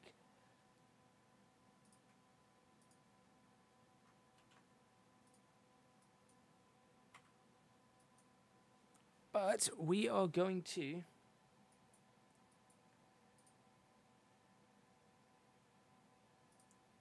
Alright guys, pick a car. Pick a car. Let's not make it a car with slick tyres. Let's not make it a Formula 1 car. I'd rather have a road car for this demonstration.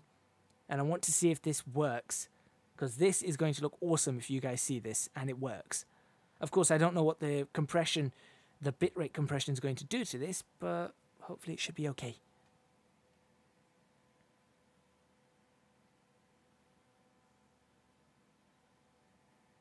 Ford. Okay. We've got Ford come up. Now, this is an interesting one. Because I found a mod the other day. Now, I don't know how good this mod is.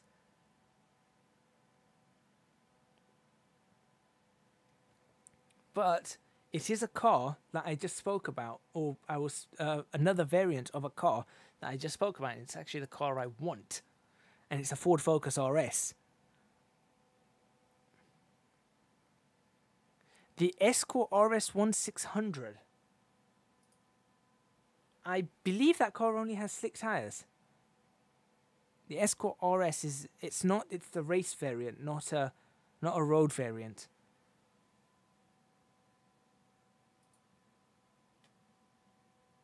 But this car, on the other hand,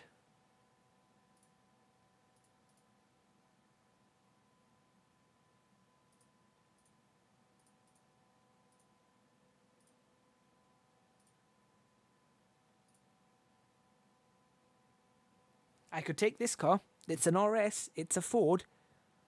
It's a fast Ford, and it's an RS, and it looks insane. Now, again, I don't know how good this mod is. I found it. It looks very well detailed. It's got so many, as you can see, it's got so many different variants to it. So let's see what this one's like. Now, the color to pick. Obviously, we've got the. Since you said Escort, you said the Escort, but I couldn't pick the Escort. Let's pick it in Escort Green. This is Escort Green. Or at least it used to be known as Escort Green a long time ago.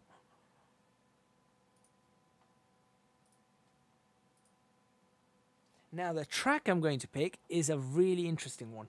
Also want to download, but it's 1.26 gigabytes. Yeah, I downloaded it last night, specifically for this stream. Now, we're going to stick on the Nordschleifer. So you're probably going, well, that's rubbish. But we're going to a wet variant of the Nordschleifer. With heavy rain. Now, watch this.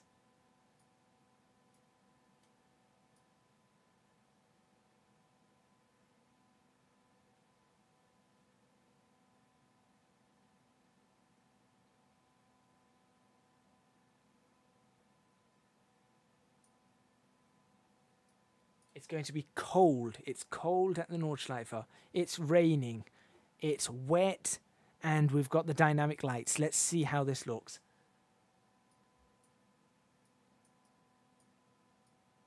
Even crazier, it's windy. Also, I'll set that car-specific controls.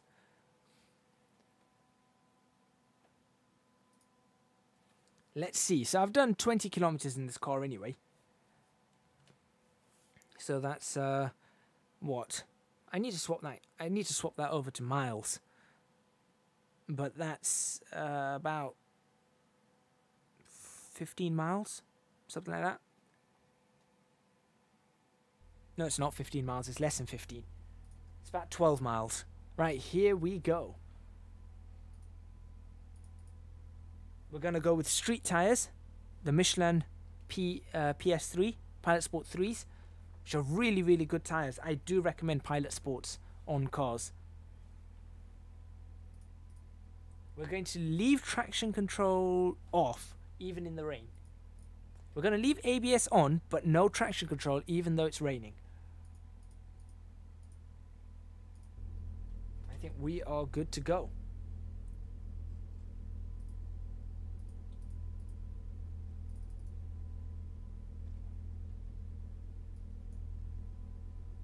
That looks pretty good to me. Alright, let's see what this car's like to drive.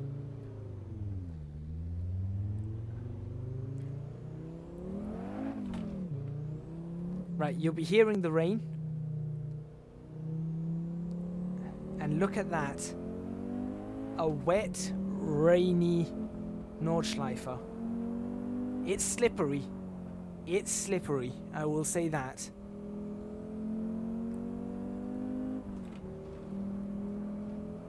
Oh, it's definitely slippery.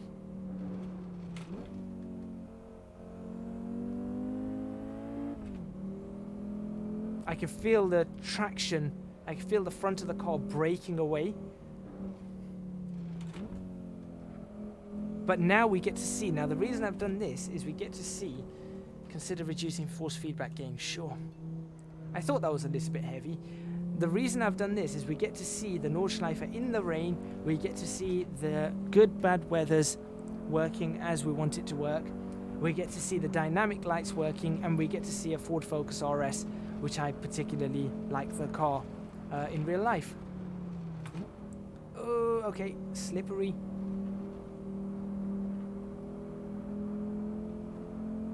You can see I'm actually having to work the wheel a little bit more as the track is not entirely drivable.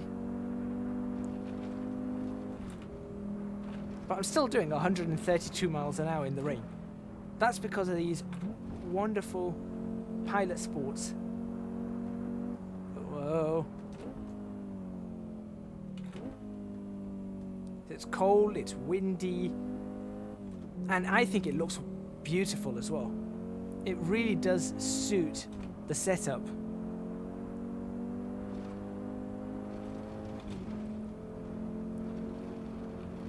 Is there a mod for the new RS?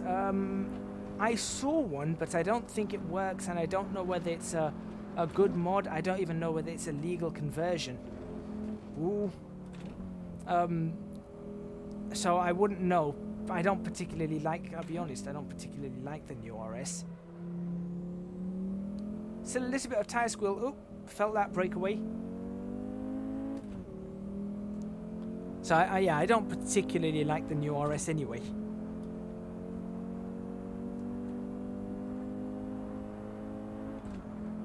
Again, for those people who are watching this on YouTube, if you do have a Twitch account, oh dear, if you do have a Twitch account, I would highly recommend that you go and watch this on my Twitch channel. That's twitch.tv/ecgadget.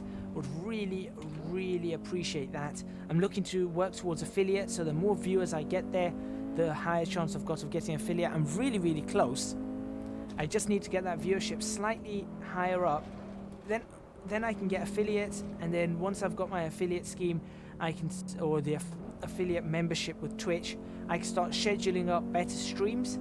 And then once I've scheduled better streams, then we can work forward from there. Oh dear, I can feel that. Woohoo. It's very loose on exit.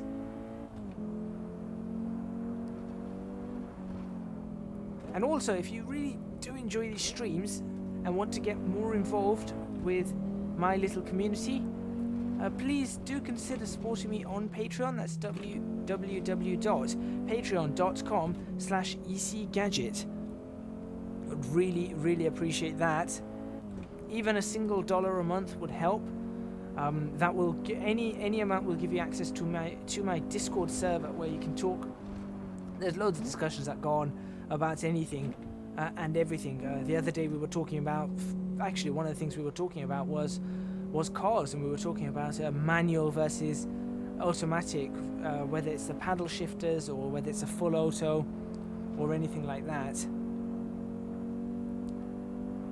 You get a lot of buffering on Twitch but not YouTube. That's interesting. That's very interesting, because Oh, that's almost lost it there.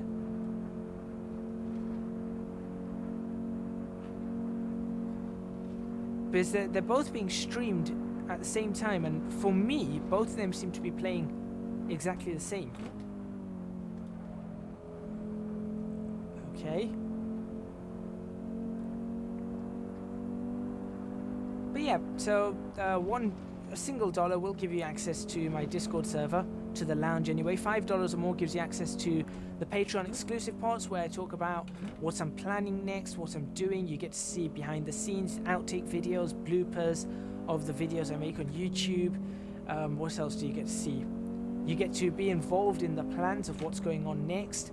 And soon I will be starting to involve Patreons on multiplayer sessions. Now that will probably be starting with the Minecraft Extreme builds, which I do on Twitch. And if you haven't seen the update videos, if you haven't seen any of those, have a look at the update videos on YouTube for the Minecraft Extreme builds. South Africa doesn't have the best of internets. Unfortunately, yeah. I have to admit, I have a really good internet. It's actually one of my Patreon goals, is to be able to completely self-sustain the internet and work towards getting that internet better. Oh, that's sliding. Nailed it. And I'm actually only, I think, $3 off that goal. So that's a good thing. But yes, I can understand many countries. I mean, this is very slippery around this area. Our country doesn't have the greatest of internet overall. In some areas the internet's great, but overall it doesn't have the greatest of internet, and it's a shame, given that it is the United Kingdom. You'd think it'd have better internet. Oh, I am struggling to drive around this section. This section is very slippery. In fact, I think I even may have had wheel spin there.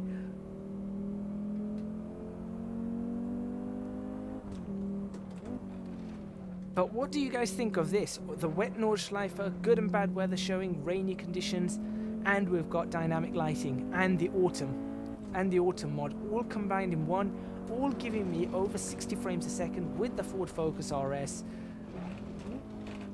Feeling and sounding amazing, feeling amazing, looking amazing. Also, not the easiest to drive.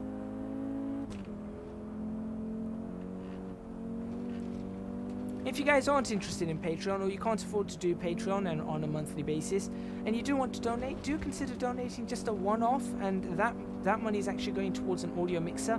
So I would be streamlabs.com/ecgadget.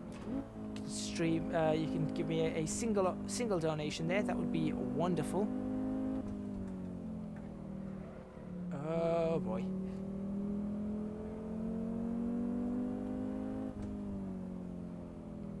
I'm going to stay on the outside for this one. That's a bad idea. Should not have stayed on the outside. Alright.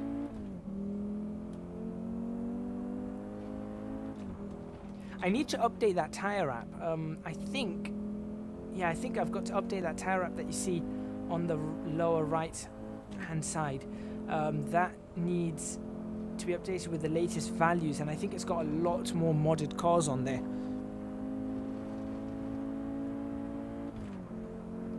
Alright, let's switch the lights off, see what it looks like without the... Oops, that's not what I wanted to do. There we go. You can see that the lights do make a visible difference.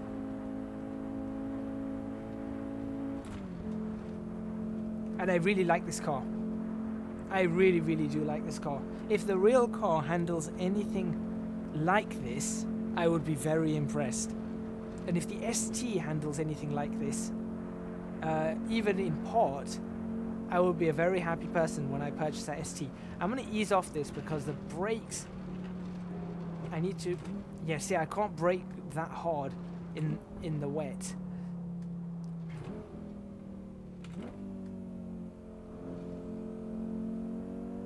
Alright, let's do another lap. This is fun.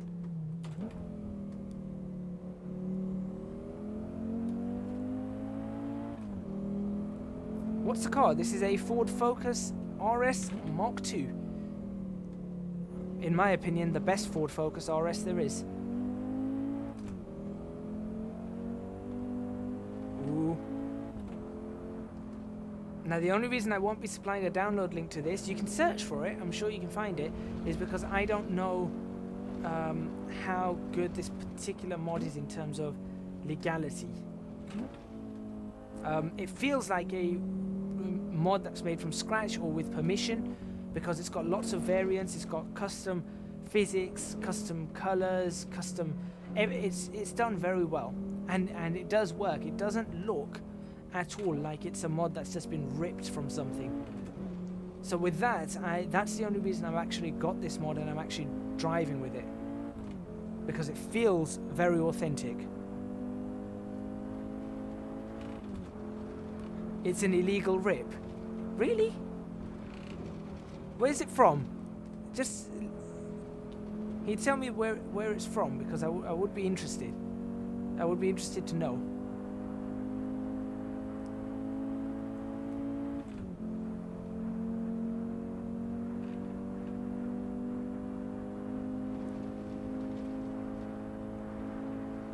There is a time attack version, yes. Yes, in this as well. Because it's not on race department. That does not mean that it's... That does not necessarily constitute it being an illegal rip. I should point that out. There are mods I've used that are not on race department that have not been illegal rips, and that have eventually appeared on race department. So that does not constitute it being an illegal rip. Okay, almost lost control there on the brakes. It doesn't feel like a car that's just been ported from something. It feels well done, it feels polished. Normally, the telltale signs of an illegal rip are the hands don't sit properly on the steering wheel at all. No, Ace Pumpkin, I would disagree with you there. Not all legal work is done on race department. Not everything has to be on race department. But you can see that the hand positions are correct. If it was an illegal rip, I would not expect the kind of quality that I'm seeing in the car and out of the car. Especially with the gauges working absolutely correctly too. The turbo gauge for one. We will see though. I will look into it. I will definitely look into this. Oh boy. Oh boy. Sliding around. Great. That's a crash. That's a crash. I was looking at the comments. I was looking at the comments.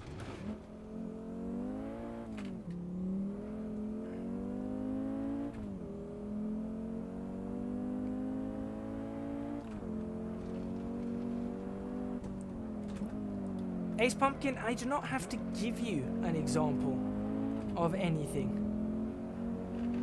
But if you want an example, the original Mazda Miata, the MX-5, that wasn't on race department, that was only on GT Planet for a significant period of time before it was available on race department. There's your example for you. And that wasn't an illegal rip because I know the developers. I can tell you exactly who made it. I've spoken to them on numerous occasions. And that eventually ended up on race department.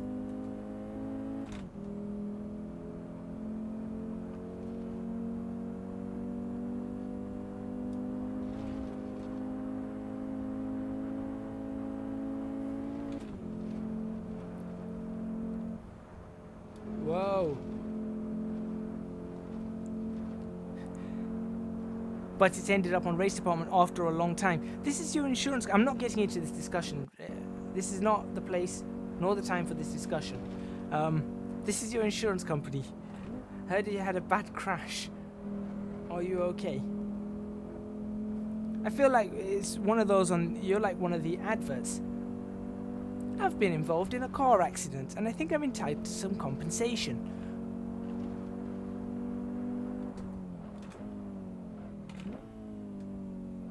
And this is why you shouldn't be texting and driving. Or, in this case, reading comments and driving. Anyway, at the end of this lap, we're going to stop, take some photos of this car, And then we're going to move on from there to another car. Now, we might not come back to the wet Nordschleife for a while. OnStar in a nutshell. I don't know what OnStar is. I've heard of this before. I don't actually know what they are. Oh, they're a breakdown recovery service. I'm sure I've seen them in cars. They've got the OnStar recovery service or something. Which I don't think anybody in the United Kingdom uses. We all use AARAC or the green flag for the most part. Come on. Maintain control. Maintain control. Limit of grip in the wet.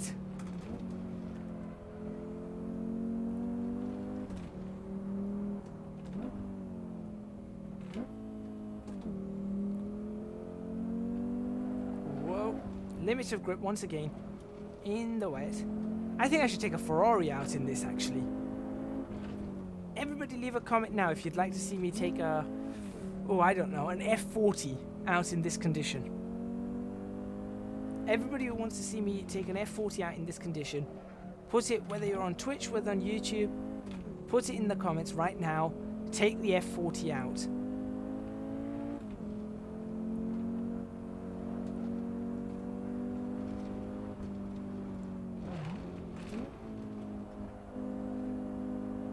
Watch the slide.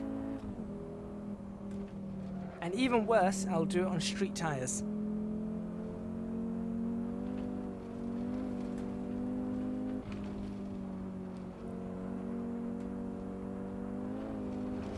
Ooh. A 488 without traction control. This is a 488 without traction control. That's easy compared to an F40. Almost out of fuel. That's okay. So we're pretty much done anyway.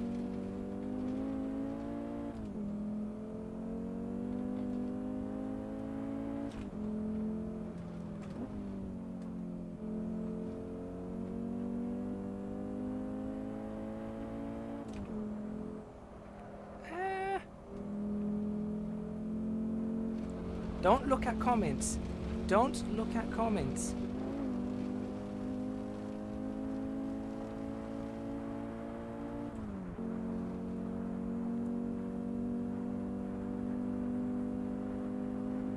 Right, next up comes the F40 or the 488. Let's see, we'll go to a Ferrari, but we're going to be doing it in the wet at the Nordschleife, maybe even in the thunderstorm, but make sure, put it down right now. Agent W, that is correct. If what Ace Pumpkin is saying is correct, that's basically what an illegal rip is. Now, if this is one, I will be refraining from using it, but I'm not sure about this one. I have had a look at an illegal rip before that came from Forza, and it was pretty. You know, when you drove it, you could tell that something was not right about it. But this doesn't feel like there's nothing. This doesn't feel like there's anything wrong with it.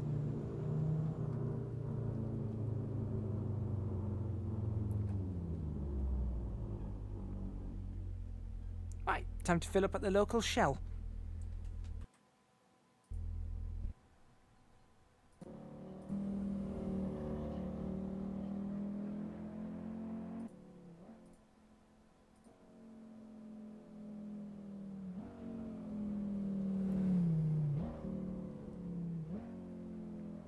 Yeah, I do recommend checking them out. Sometimes, like I said, like this one, if it is an illegal mod, it slips through when you're looking at it.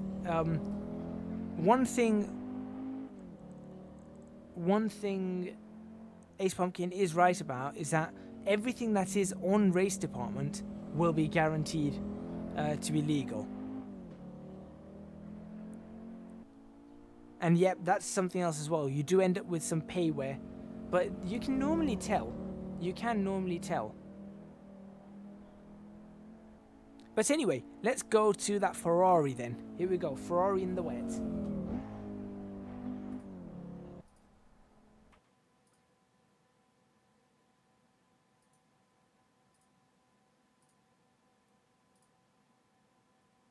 Like this one as well. This Scuderia, I am not sure about this. See, I'm not sure about this one, so I'm not going to be showing this on stream because I do not know about this particular one. But I have got it, and I'm going to see. But in any case, now this one I actually found on GT Planet, so that's a good sign for me, because I know on GT Planet, I do not believe anything that's illegal is allowed to be shown on GT Planet. So that is a sign that this is a legal mod. But anyway, pick a Ferrari.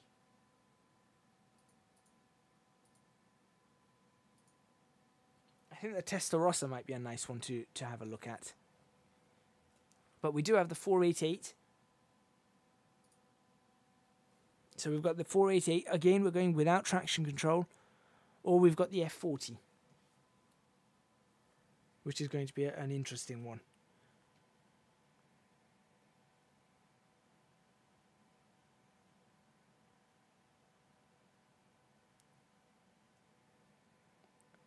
Right, you're saying that the Scuderia is a Forza Rip 2. That's interesting. The Testarossa, right? I know the Testarossa. Without a doubt, that's a legal mod. I know that. So that I can say without a doubt is a legal mod.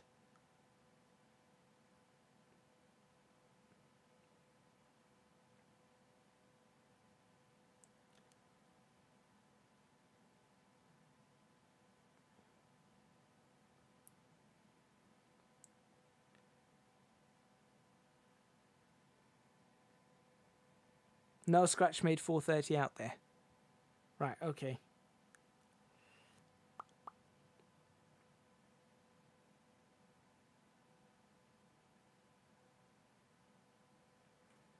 Well, Ferrari Testarossa in the wet. Let's see what happens.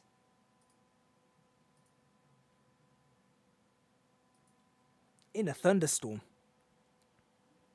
What could possibly go wrong? In fact, just to make it even harder, it's going to be a green track.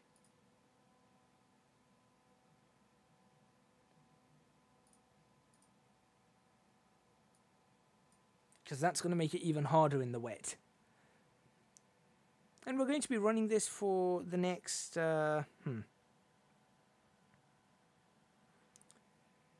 Mostly download mods from Assetto DB. I think...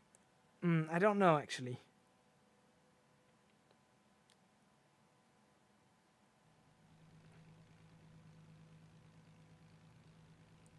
But for now, here we go.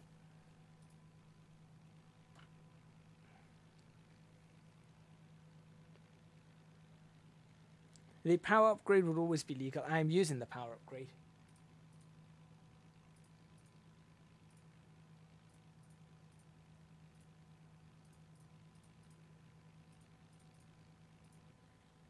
Something absolutely ridiculous. So we're looking at a Ferrari Testarossa. We're looking at it in a thunderstorm. There's the lights. In a thunderstorm, we're looking at it with the power upgrade on it, and we're looking at it at the Nordschleife in the wet. So, let's see what happens.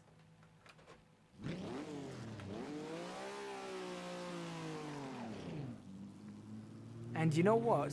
I think, as nice as this looks, I think this is going to lag my frames.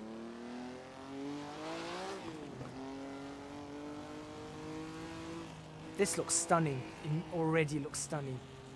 I need to add a little bit more feedback. There we go. But this is street 90s tires. Street 90s tires.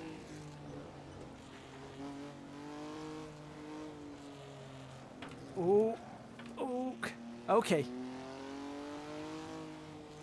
Get ready to see one of the hardest.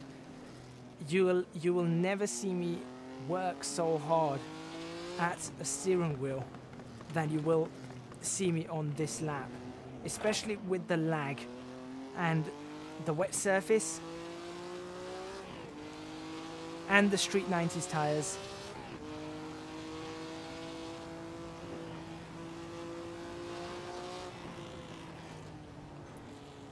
But thumbs up for this looking absolutely amazing. Now the Testarossa does need some optimizations because I think this is the only car that lags my sim out. With reshade, that is. Without reshade, it's absolutely fine. But with reshade, that's where you start noticing what is and isn't wrong with the optimizations of cars like this. But this car is wonderful to drive.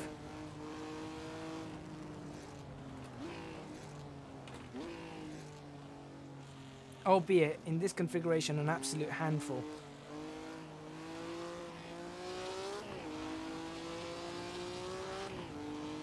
There you go, you can see that lag. Well, actually, you guys might not be able to see it because you're seeing this in 30 FPS whilst I've got this in 60.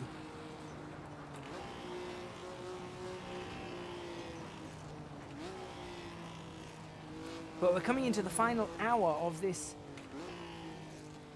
stream. Thank you everybody who's been watching. It's been really, really good.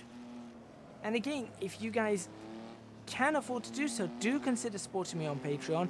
Do follow me on Twitch. That's twitch.tv/EasyGadget if you're watching on YouTube. If you're watching on Twitch, do subscribe on YouTube. You'll find me under youtube.com/EasyGadget.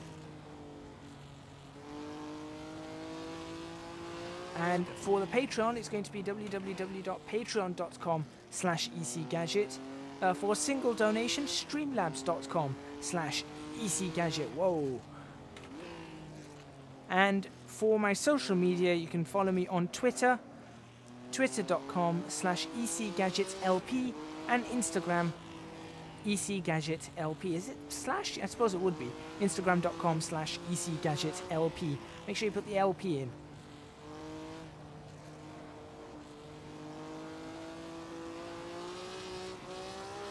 Oh, this is a wonderful drive. I highly recommend getting this mod. I highly recommend both the wet Nordschleife, the autumn Nordschleife, the good and bad weather. One adjustment I made with the wet Nordschleife and the wet mod in general is I went into the track configuration settings and I switched off the dirt on the track. Because with the good and bad weathers, you get the dirt, you get the spray up anyway. Oh, okay, careful, careful, maintain. There we go. This is a beautiful drive though. The only downside I've got to give to the wet mod is that, why am I braking? Is that it seems to add a layer on top of the track, and that layer on top of the track seems to make it look like the tires have sank ever so slightly into the track, I think. I noticed it with, when I was testing it yesterday with this car, I noticed it with a couple of other Ferraris too.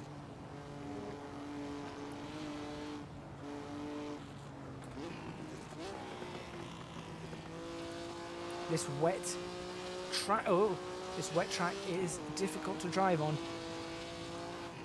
Really, really difficult.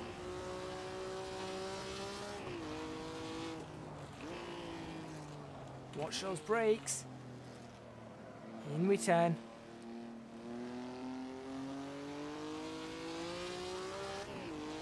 Sun is blinding. And you can see the dark clouds of the thunderstorm in the distance. Oh, that's so slippery. That is so slippery.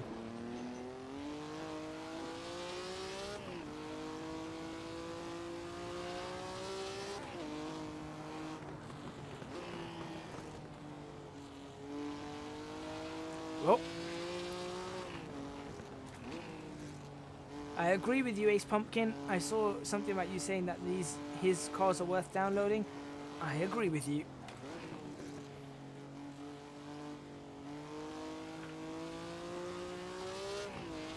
I might change the number plate on this, because at the moment it says Need for Speed, which is amazing because it reminds me of the whole Need for Speed game.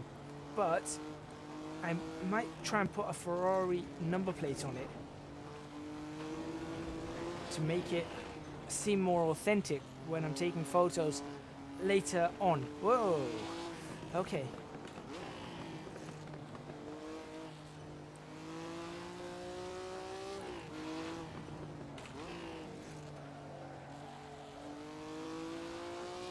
Maintaining control. As Chris pointed out earlier, not dead. Not dead. A little bit more frame drops as we go through this section with this particular car. I tried this out with very gently, very slowly, with a Zonda as well. With the reshade, it doesn't seem to have the problem. It just seems to be this car. I guess that's just the high detail of the car, coupled with the intense detail of the Nordschleifer that causes this. Down we go. Oh, there's a hot air balloon there.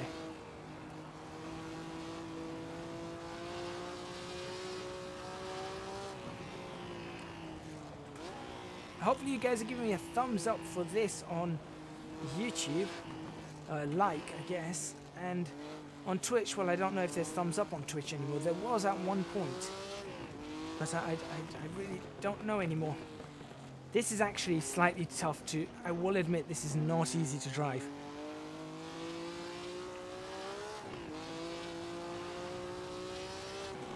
It's a handful. It is a handful, but it's not helped at all with the fact that I'm using a performance upgrade on it, and it's wet, so the grip's not there. So yeah, it is definitely a handful.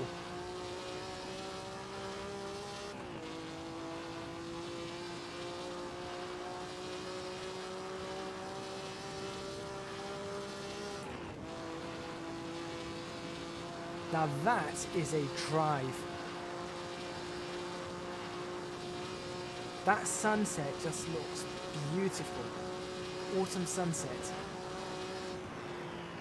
Alright, slowing it down because I'm not sure about the grip here. Easing it through. Make sure you heel toe on the downshift.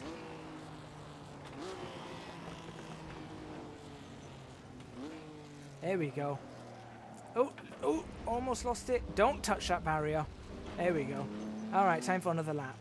Let's do one more lap of this. In the wet, at the Nordschleifer, with a thunderstorm looming. Should we do it without lights? Oh, that's not what I meant to press. I keep doing that. There we go. No lights. Let's make this look different. One without lights, one with lights. The sun is shining bright enough for us to be able to see. So we don't really need lights right now. No traction control, of course, on a car like this. Street 90s tires. It's a lot of work. And you know what? It's all the better for it. As I say that, I spin. Thank goodness there's no damage. Alrighty. But it's all the better for it. Lot more effort. And of course, I don't practice this beforehand. I'll go onto the track. I'll go, right, okay, what car do I pick? What track do I pick? And I'll just drive. I won't be looking at setups. I just pick the car, get in the car and drive. So what you're seeing here is laps that haven't been practiced beforehand. Just laps that have just been done.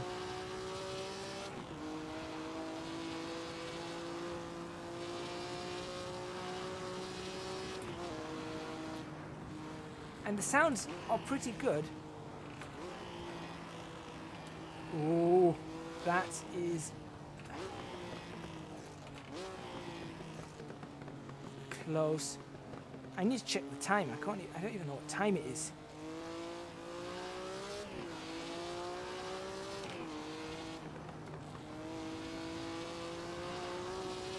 Somebody kindly just put how many minutes past the hour it is on the chat.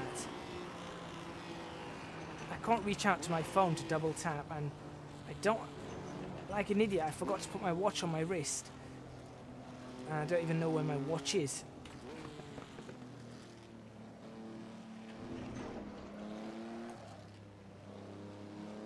Come on, keep it going. There we go. Oh, almost lost it again.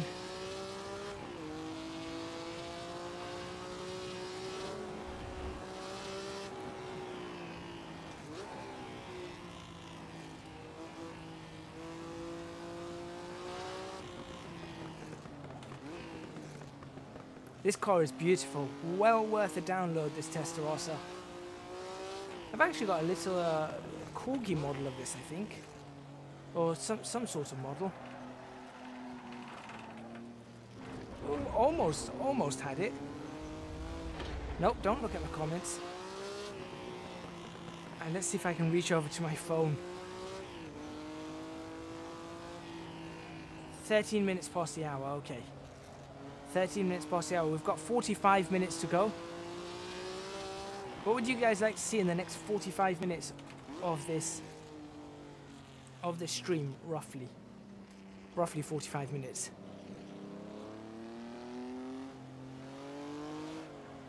I'm not going to lie, this has made me sweat just a little bit. It's very hot in my room. Because of my equipment, I can't really have fans and things on. And because of where I live, if I were to open the window, it would be incredibly noisy outside. So I can't do that either. So it's just very, very hot and sweltering in my room.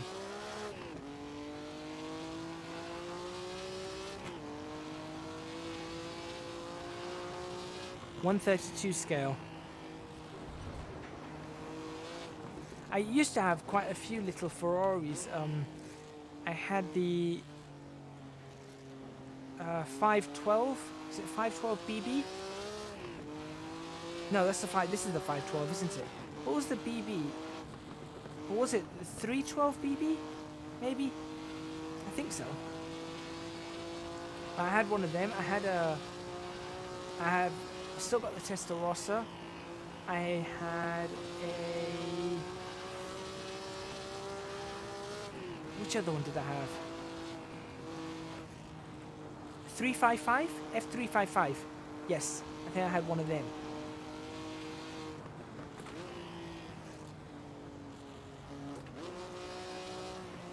Ooh. So I had an F355 as well.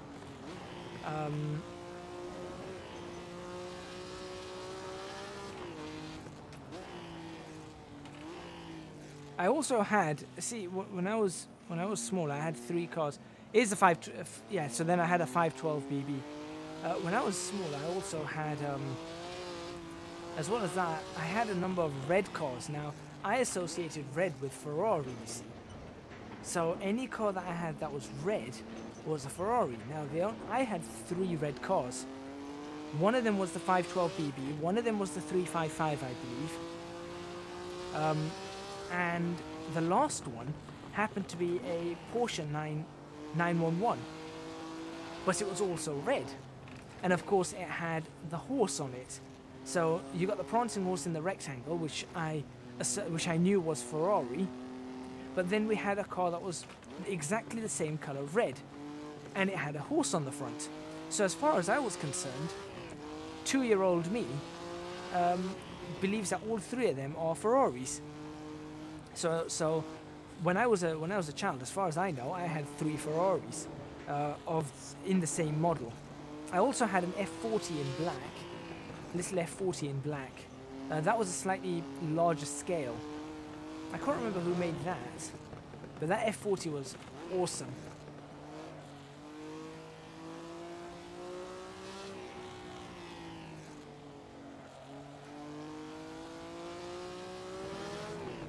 That's slippery.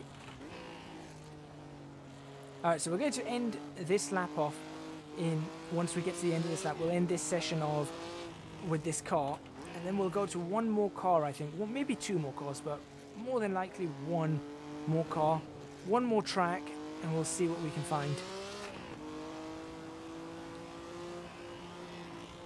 27, you're slightly older than I am. I think there's nothing wrong with collecting scale cars, especially if you collect the right ones, collector's editions, or things like that. Whether it's cars, trains, planes, whatever it is, you collect what you collect. Some people collect books. I know I collect the house editions of the Harry Potter books. I'm going to be collecting all of them. Oh, that's bad. That's bad. I saw that happening about 3 seconds before it happened. But the house edition of the Harry Potter books, I'm going to collect them. I've got some of them. Only that I can't afford both paperback and hardback of all of them, but you know, that happens. I collect some Corgi over here. The big collectors ones are Corgi. Corgi have some of the best collectors models. So if you want quality stuff, you go Corgi. So I have a few of those. Collecting Game of Thrones books. Now I don't collect Game of Thrones books. I don't even watch Game of Thrones.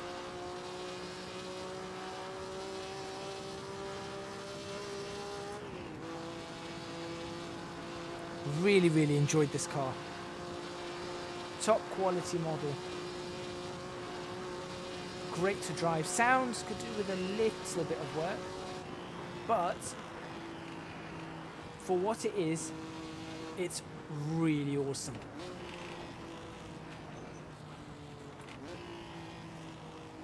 And it drives very, very well for its age, but it also, you can tell that it's a car from the 1980s and that sort of era. You can tell it's not even yesterday's generation, it's the generation before. Alrighty. You can suggest the next car. Of course you can suggest the next car.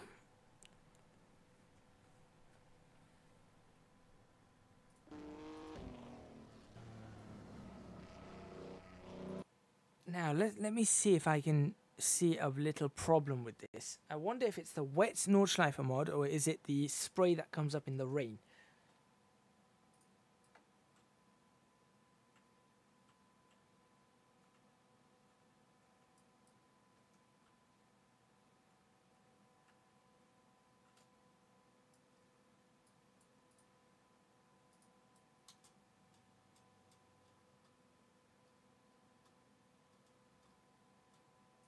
Yes, no, it is the wet Nordschleifer mod. Look at the stick with the 80s. Someone wants me to do an 80s Countach with Imola or Monza. Right. Okay, that sounds horrible.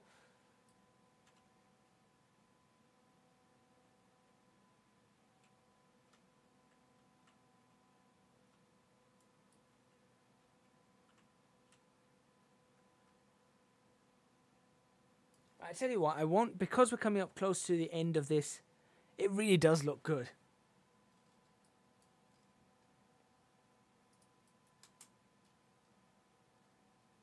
What I'm going to do is, because we're coming up towards the end of the streaming day, with what, 40 minutes or so to go, what I'm going to do is let's just get some driving done. Let's save this and we'll get some driving done instead.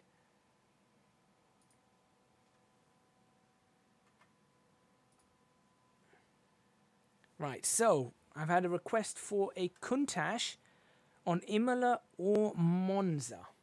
Alrighty.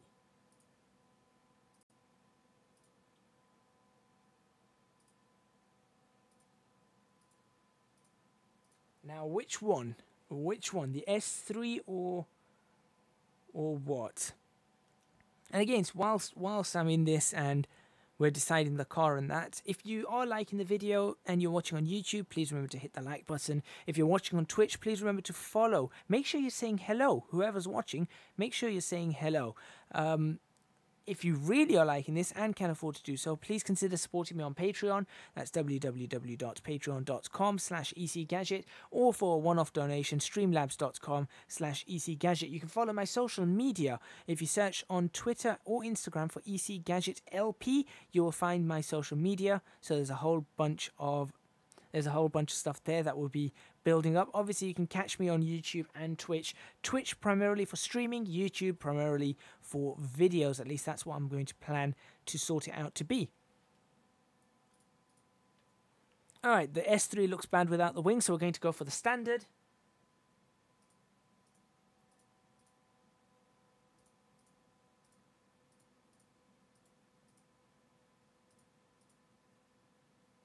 Red with gold wheels, maybe that would look pretty good. I think that would look all right. And we want Imola or Monza. Let's go for Imola because that's probably harder.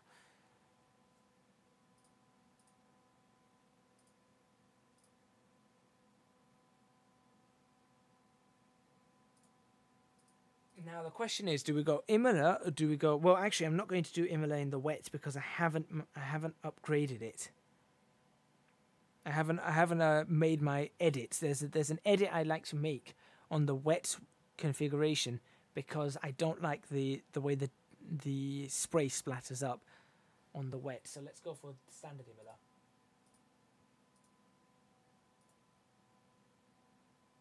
And should we try it at night? I haven't shown anything at night, so maybe we can try Imola at night. I wonder what it would look like.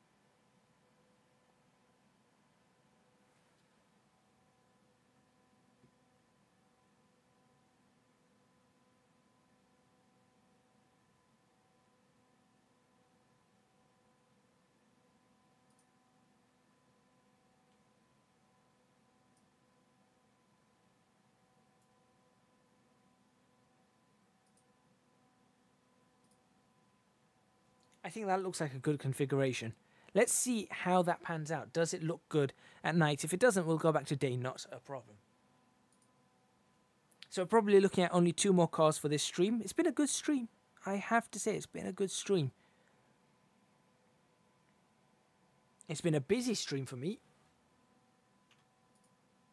In terms of lots of driving. Something I haven't done in a long time. Okay, so it is dark. That's a good sign.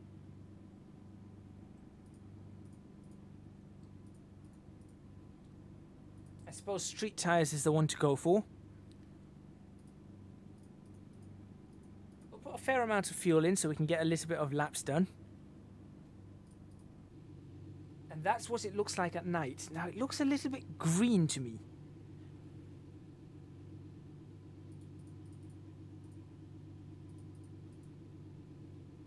The sky does look a little bit green as opposed to maybe the blue.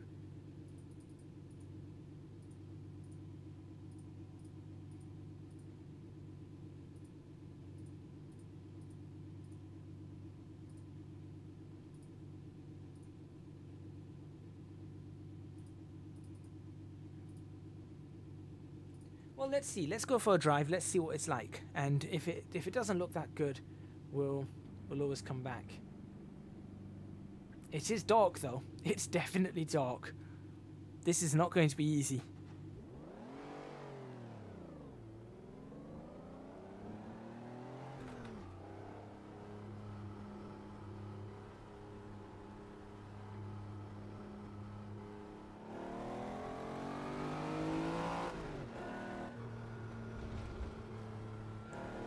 Alright. Imola at night. Who would have thought this is a good idea?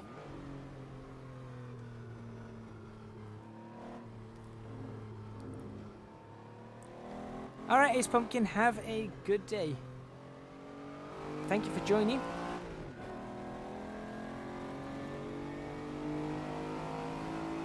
This is a really stupid idea. I'm just gonna say that this is a really Really stupid idea. Lamborghini Countach at night at Imola. Why did I even attempt this?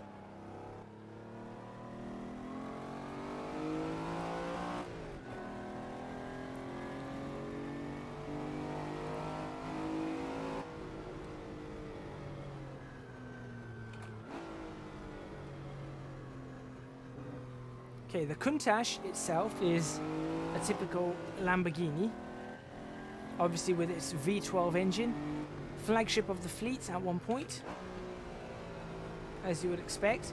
It has the typical Lamborghini style driving characteristics.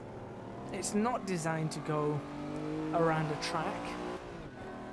It's designed to cruise and be shown off and be really, I suppose, a collector's item, a toy. Nope, I'm gonna cut that chicane. I can't even see it in the dark.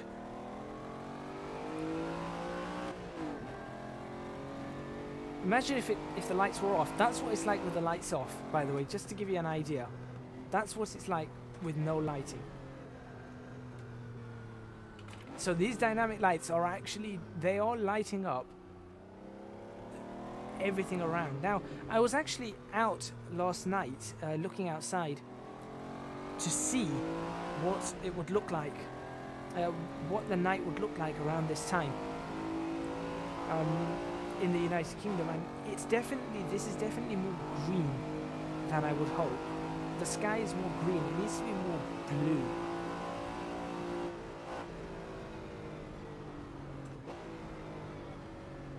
Where's the turn? Where's the turn? There it is. So I know the chicane's there. Alright, next we've got a left coming up. There we go. Now we've got another chicane. Left, right, followed by a hairpin. There's the left. Long chicane, right. Watch that sand trap or gravel trap on the outside. Brake again for the hairpin. Turn it in, that's pretty good. Could have taken more speed out the other side.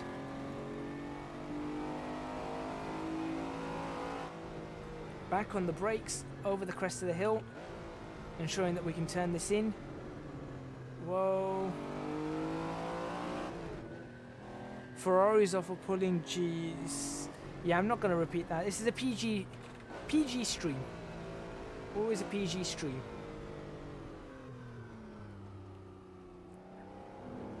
But Ferraris definitely are the more aggressive car, without a doubt. The Ferraris are always the more aggressive car. The thing is, you really can lean on the brakes in this car. Now we managed to get that chicane. I should actually put it in stream rules that we have PG. All my streams are PG. All my content is PG as well. Brake, come on. There we go. You really can lean on these brakes, but as long as you don't jam them on immediately, slide around that corner like a glove, as Catch A Max says.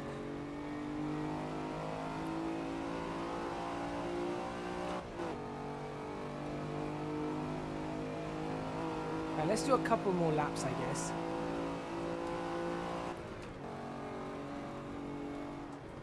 On the brakes. Oh dear, that's not happening. Through the gravel we go. I had to bail out of that one. For two reasons. One, not to worry, Agent W, you didn't know. Two reasons I had to bail into that gravel trap. One was the fact that it's night, can't really see the corners properly. And two, it's a Countach. That was going to happen. Come on, turn in. There's that Lamborghini understeer. No matter how slow you go, there's the Lamborghini understeer. Alright, over the crest, back on those brakes. turning it in. Ooh, okay. Still struggling with that understeer from the typical Lamborghinis. Again on the brakes here. Now these corners, that second part of it, this part here is very important to get right as I get it wrong. Because then that gives you a good run up this hill. Where you can actually, in a race, it's a good overtaking opportunity coming into this chicane. A really good overtaking opportunity into this.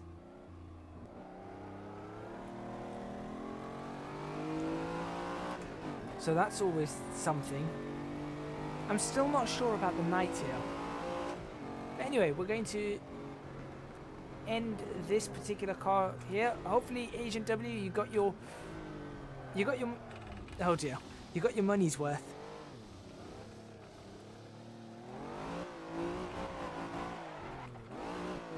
There we go. Hopefully you got your money's worth on that one. Dump trucks have a better handling than that Countach. Potentially. Let's go have a look at the replay.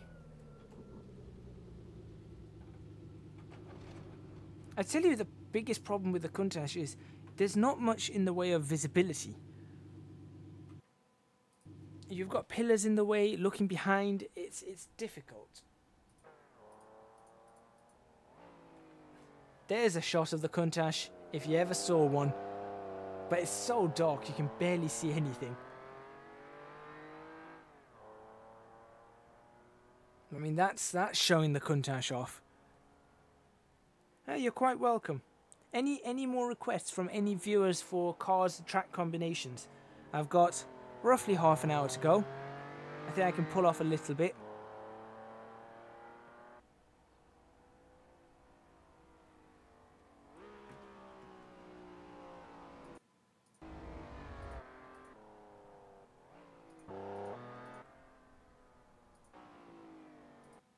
I just want to see if I could take one photo of this.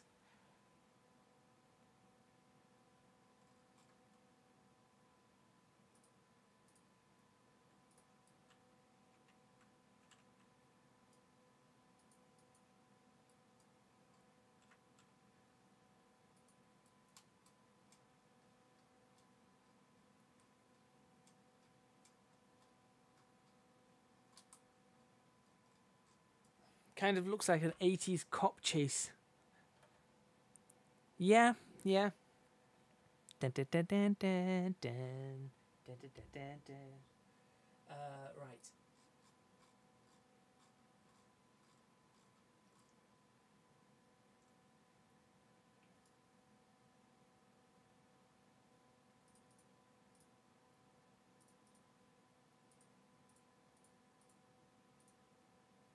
Now, is there a good post-processing filter that would allow me to take a night shot of a Lamborghini without it looking rubbish?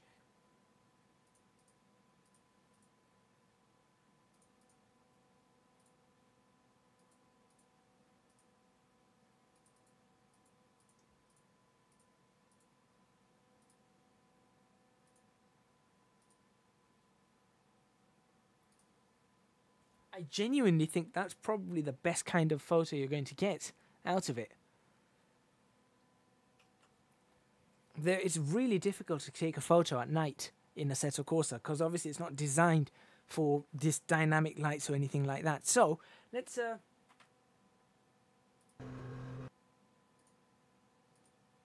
save the replay just in case I manage to come up with something. But here we go. So maybe 1 or 2 cars to go. Let's see. Should I do a Formula 1 run? I could do a Formula 1 run, try and go as fast as I possibly can in a Formula 1 car. That would probably take me right to the end of the stream, though. If I were to do that.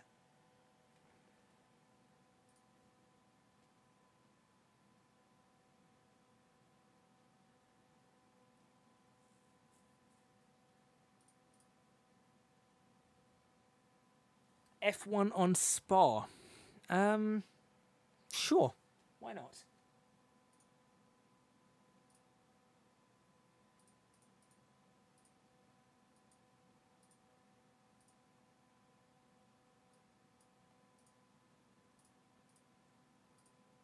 Not doing Spa in the wet, but we'll go F1 Spa.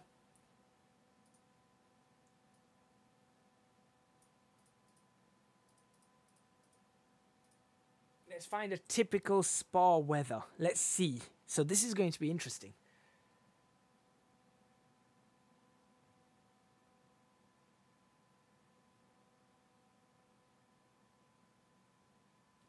Broken clouds. I think broken clouds would work for us. So we'll go broken clouds.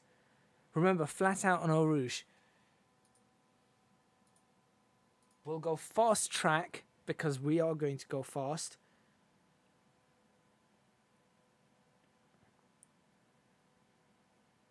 Alright, let's see. How fast can I go? Normally sunny. No, Spa is everything. It'll start raining really quickly. Warm, slightly windy, good temperature. I think that's pretty good.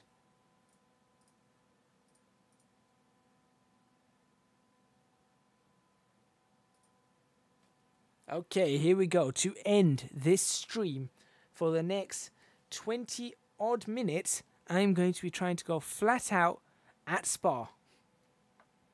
Lap after lap after lap.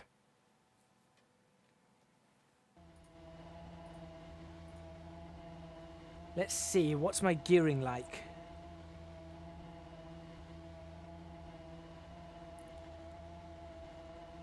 Right.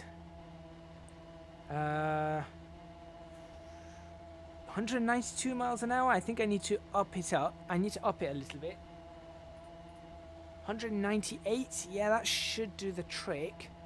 That should allow me to get pretty good speed on the Kemmel Straight.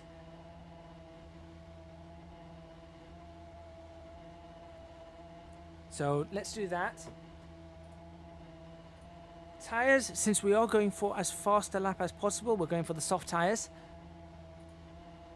Electronics, now for a really fast lap you want traction control on, but because it's me, traction control is going off. Is that Kimi and Alonso's F1? No, this is Michael Schumacher's Ferrari F2004.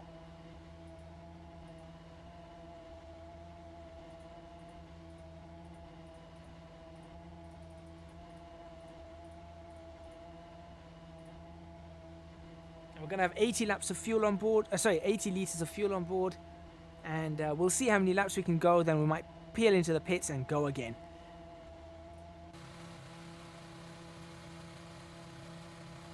Now unfortunately guys, I am probably not going to be able to respond whilst I'm driving on this. I'll have a quick look if possible on the Kemmel Straight every time. V10, this is a V10. I will have a look on the Kemmel Straight as often as I can, but you guys know what it's like driving a Formula 1 car. Here we go.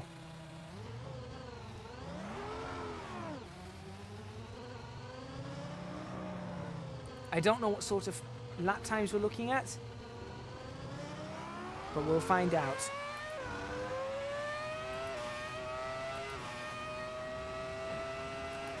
Let's warm those tyres up.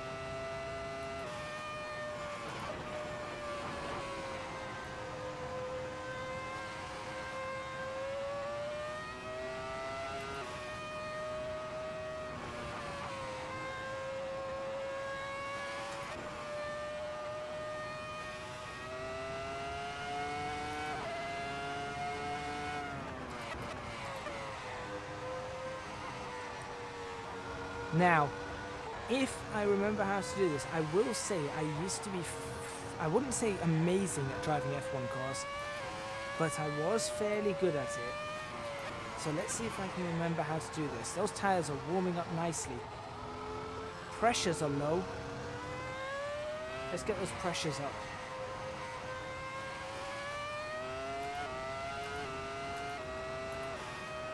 Check the sync, all 7 gears.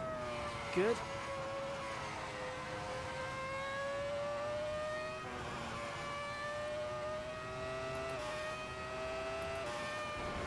Not dirt.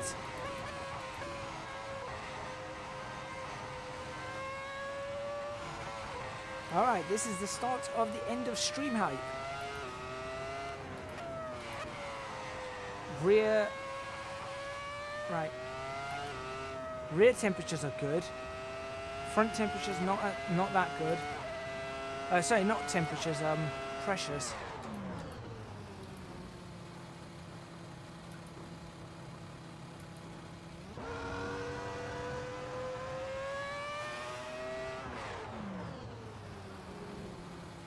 Alright, we're going to actually line up on the starting line and do this from the starting line, as you would expect. There we go.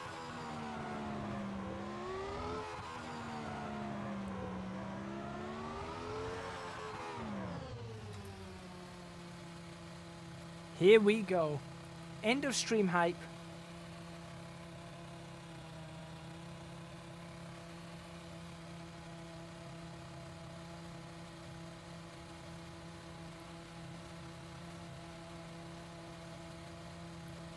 Ready.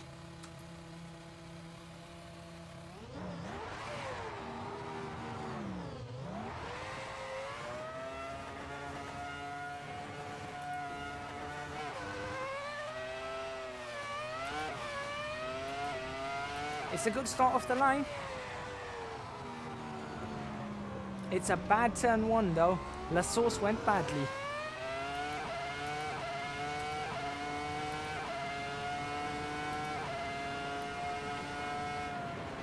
Heavy on fuel, not flat through Eau Rouge in this lap, but we will be getting to flat through Eau Rouge fairly soon.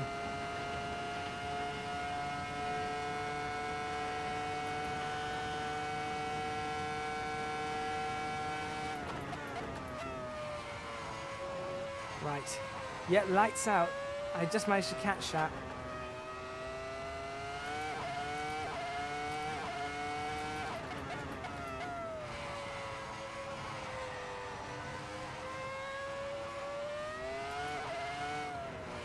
I think I remember how to drive an F1 car.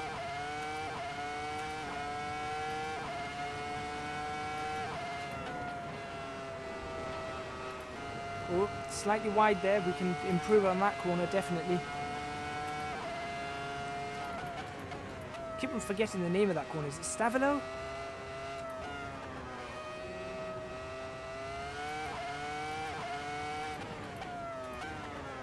Don't put it in first. Don't put it in first.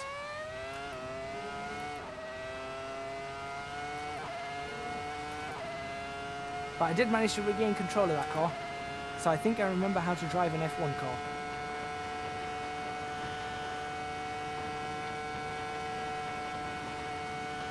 Alright, let's watch those lap times every single lap.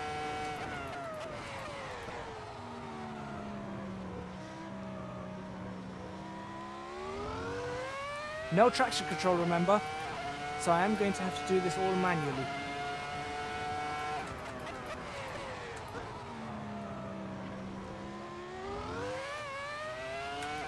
Could go faster through that too.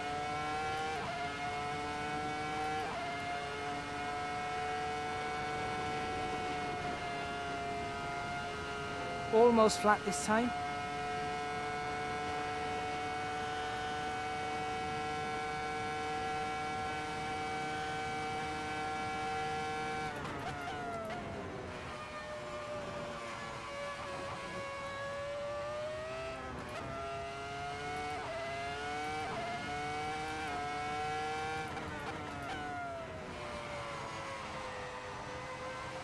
Alright, heading up towards the corner with no name.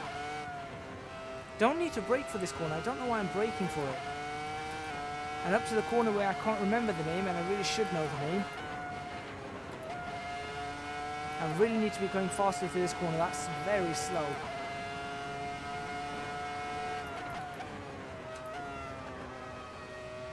Oh, I'm enjoying this. I remember how much I like driving F1 cars.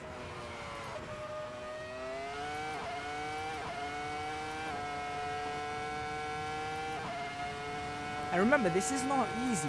I will not say that these cars are easy to drive.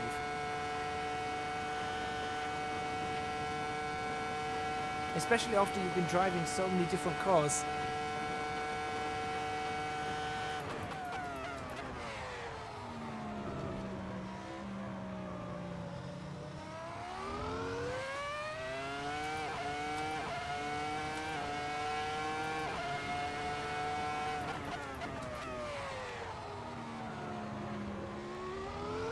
That's a better corner.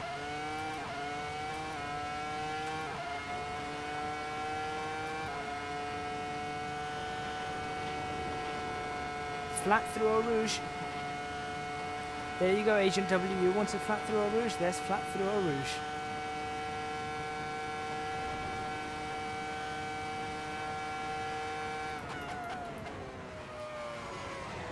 Oh no. And then a crash at after Kemmel. I saw that coming too. So you can see that these cars are not easy to drive. Not easy to drive at all. Especially when you're hot and bothered in a room that's actually sweltering, trying to read comments. Oh, you'll see a much better lap from me. This is, to the end of the stream, I'm going to start trying to work on faster and faster laps. Right, third gear through this, second through this. Actually, I can hold third through that.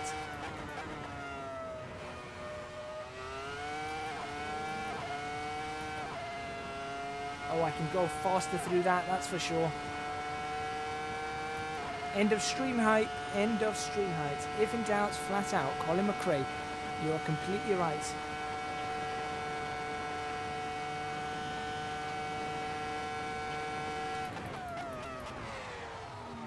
I can brake later there, I think. If I brake later and harder.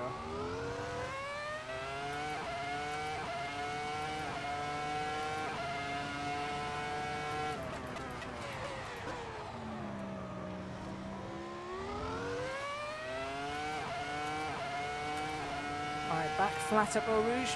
I'm already 1/10 up.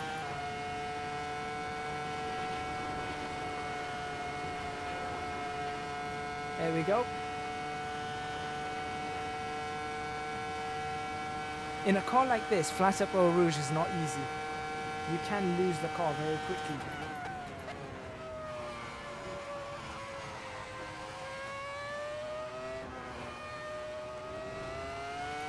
That's how you take that corner.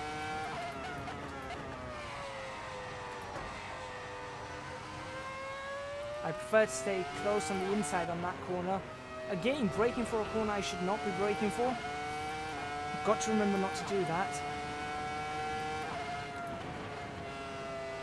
Similar for this corner, don't touch the brakes. So just off the accelerator, shift down, back up on the accelerator.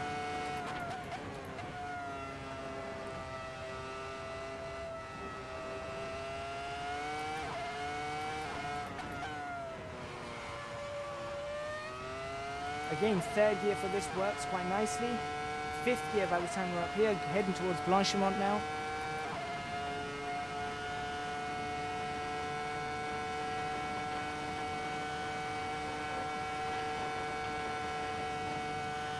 Path of least resistance through there.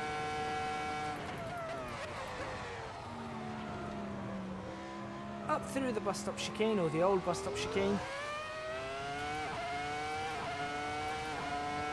1:48.82. I can go faster. I can go faster than a 1:48.8. Oops. I say that and I spin it around. That's not what I meant to do at all.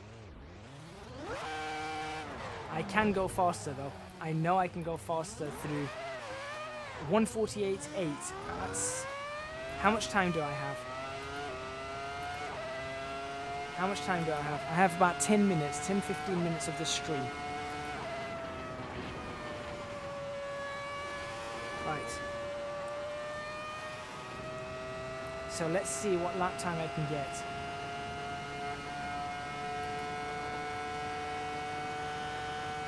Right, no need to go fast on this lap, because this lap's ruined. So we're not going to go fast on this lap at all. Cut a few corners. But the next lap we're going out at it once again. Alright, so now this is a good lap to really figure out how and where to perfect lines. See, this corner, I don't want to brake for it like I do, but then I need to get that line going in correctly. And this corner doesn't need braking at all. Yeah, you don't brake for this at all. I know that. Alright, let's start getting some speed built back up in the car. Preparing as we go into sector 3. Preparing for the next lap. Second gear good for this? No, I think third. Because we don't want to be pulling up the gears again. Not like that. So we'll go up, right?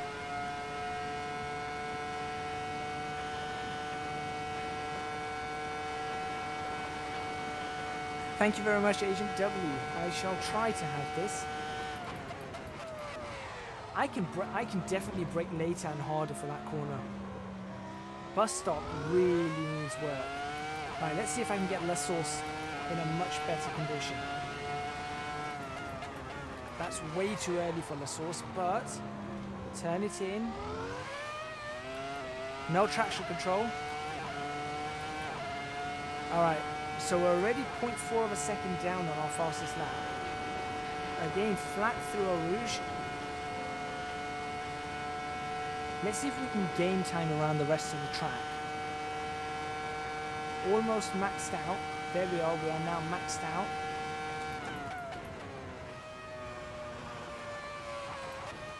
Second gear here might be interesting. No, that doesn't work. Second gear doesn't work. It's third. It's got to be third.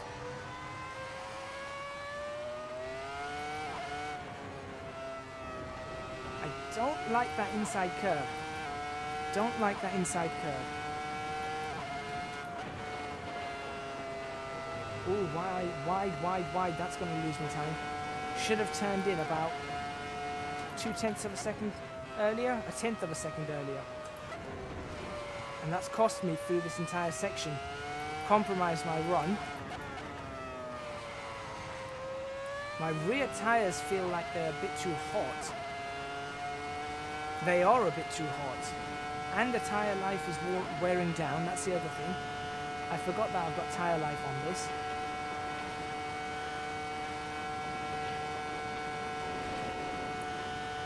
Okay.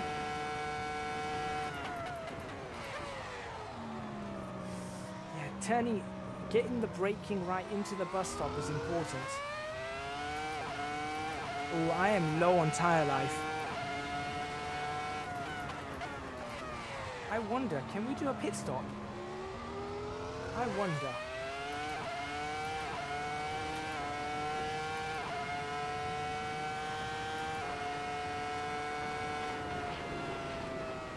We're going to pit this lap.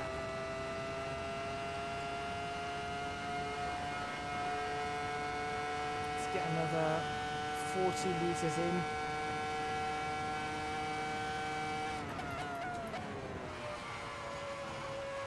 Right, I don't know whether you can do pit stops in practice, but I'm going to try. I'm going to try it and see what happens.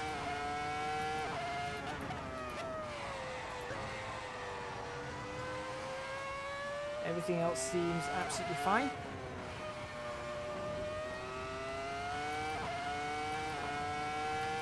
Seven laps of fuel going on board.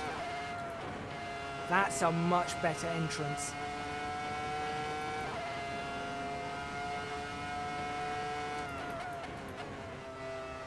But there's definitely, these tyres are definitely wearing out. I can feel them sliding more and more. Again, slide on the tyres.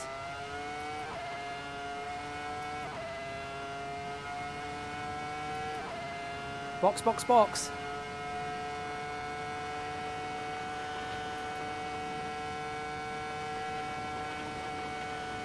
I have no idea. I've never done a pit stop in Spa before.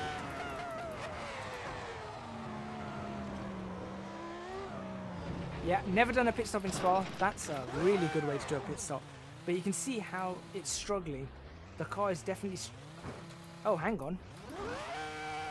Has something gone wrong with my rear tyres? Have they punctured? The car did not want to turn. Okay, how does this work? Here we go. Into the pits. Let's see if we can do a proper pit stop.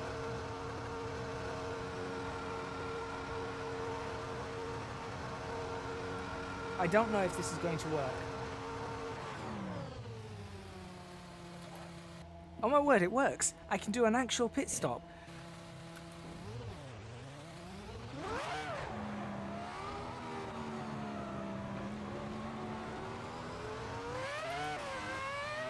Okay, that was just awesome.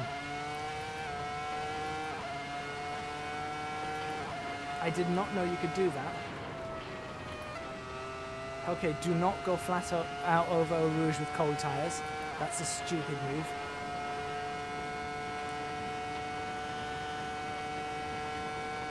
Who knew? Who knew? Suddenly the tyre grip is alive. Just need to get those pressures up.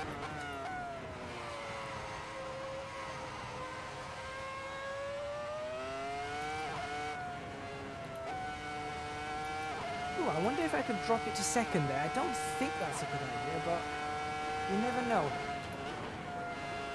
Oh, ridiculously wide. I've got to figure that one out. I used to be able to do it really well. And like I said, that was a long time ago. Now I'm talking... When I used to race Formula 1 cars in games and simulators, we're talking 2014? Yeah, 2014.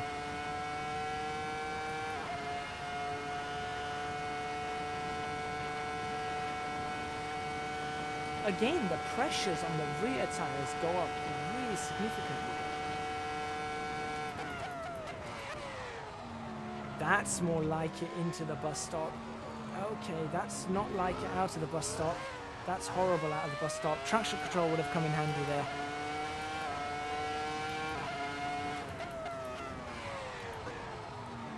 So what's that? The Bridgestone tyres degraded much slower than some of the new Pirellis. I'm not sure. I think...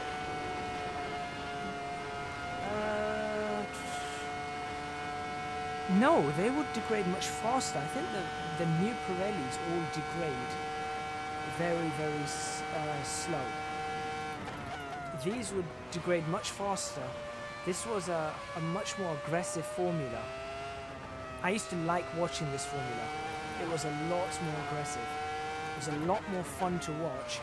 Yes, okay, Ferrari were dominant, but it wasn't ever Ferrari dominant to an extent where, yeah, they would win the races, but you would see a lot of fighting out with McLaren and everywhere. There was still fighting, especially 2003. 2003 was a really good season. I think, was it Raikkonen? Who lost his, was it, I don't think it was Raikkonen that lost his championship from Schumacher by a single point. I don't think it was Raikkonen. It may have been though, because he was at McLaren in 2003. And then in 2005 they changed the rules essentially to stop Michael Schumacher winning. Ooh, that's not good. You know what? I need to move. I'll tell you what I am going to do. Move that brake bias forward slightly. That feels better. Oh, it does add more understeer. Okay, more understeer, but moving that brake bias forward may prevent the rear tyres from overheating.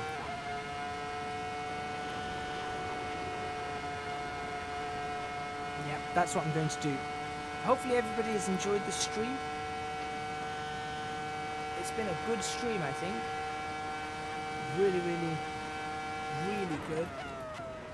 We drove a whole bunch of cars. Took a look at the night mods, took a look at the wet mods. We looked at the dynamic lights. We took a look at that Ferrari Testarossa. That was awesome.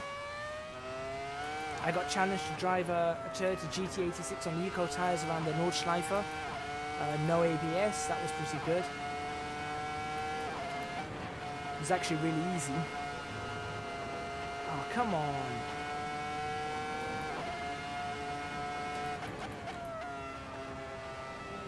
The thing about these cars, you've got to be smooth on them.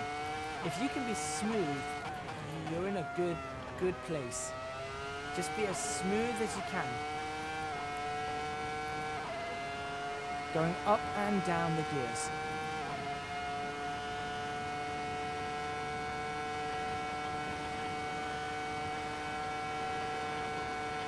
...2008 was a good year. Yeah, 2008 wasn't too bad.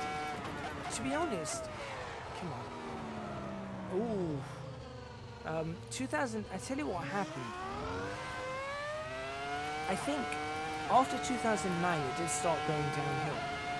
I do personally think it started going downhill.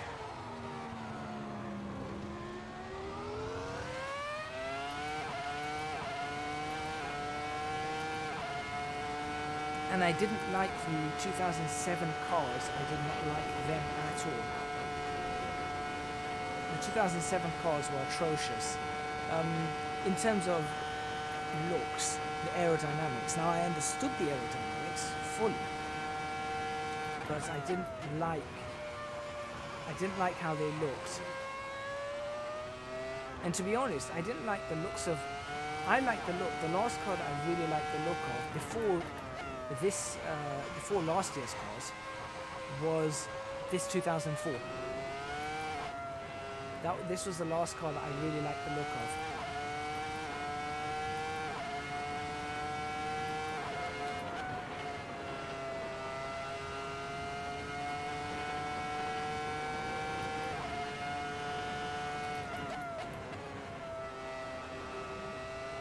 Okay, we're getting some laps done now.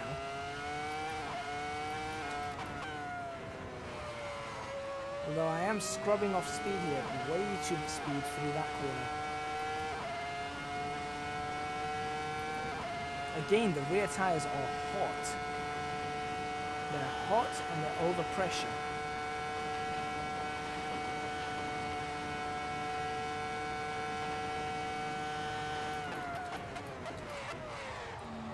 Okay. Front. Pushing that brake bias forward may not have helped. Let's push it back again.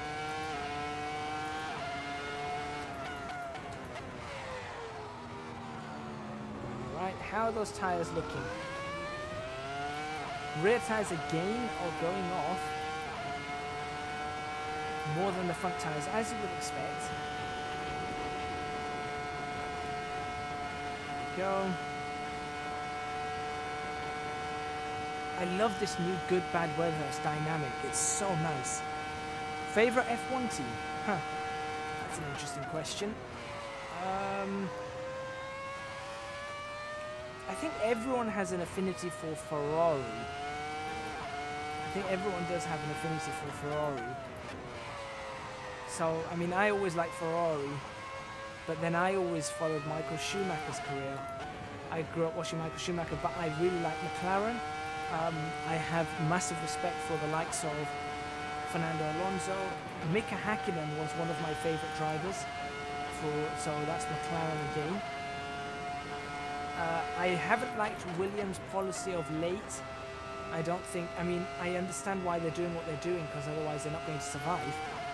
But having two inexperienced drivers in, I mean, it's like putting two of me at Williams.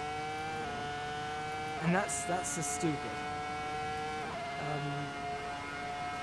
Red Bull, I like the fact that Red Bull let their drivers race. I really respect that about Red Bull. And they're a much more open team. Oh, how did I get that slowed down much better? They're a much more open team than a lot of the others. So, I don't know. I don't have a favourite team, that's for sure. But obviously I like seeing Ferrari win. Kimi Raikkonen, I like it when Kimi Raikkonen does well.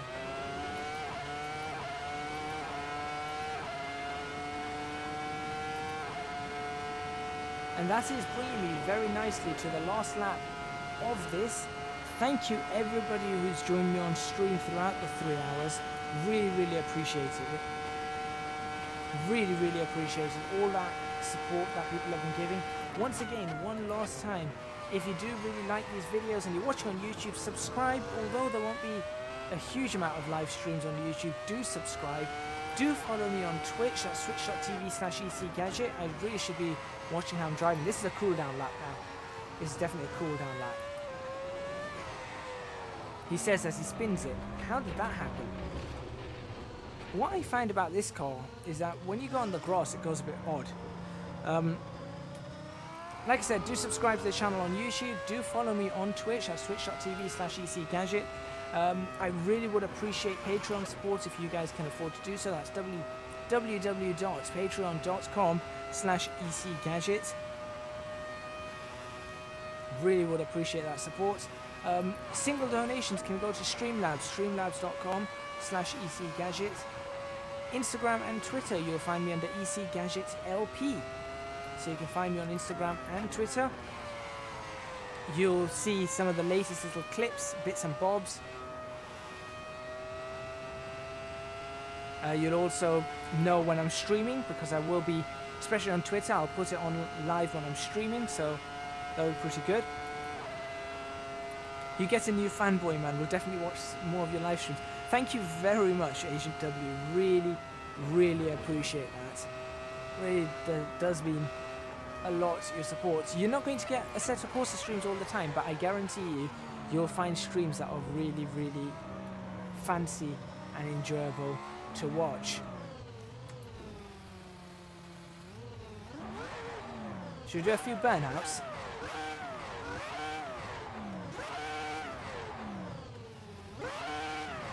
Could do a few burnouts maybe? Donuts? Can we go for donuts? Let's do some donuts. Not on the grass. We'll go from the grass. Come on. Come on, do some donuts. Do some donuts. I know you want to do donuts. I know this car wants to do it.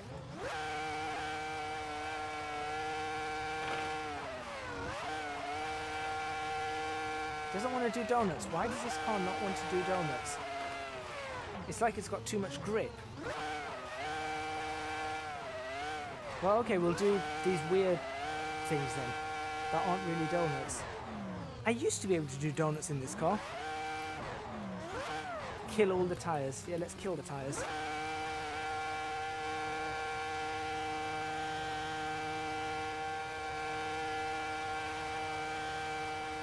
There we go.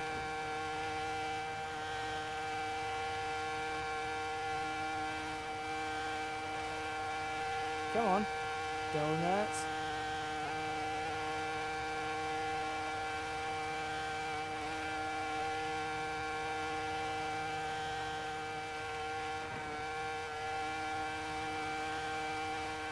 Now we're getting some donuts going.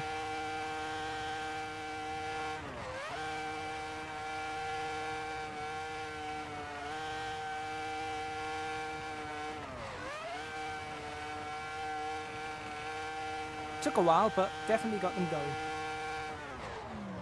Alright, there we go. Thank you very much for watching, everybody. I've done my outro, and I'll see you guys next time on stream, maybe even on videos. See you all then.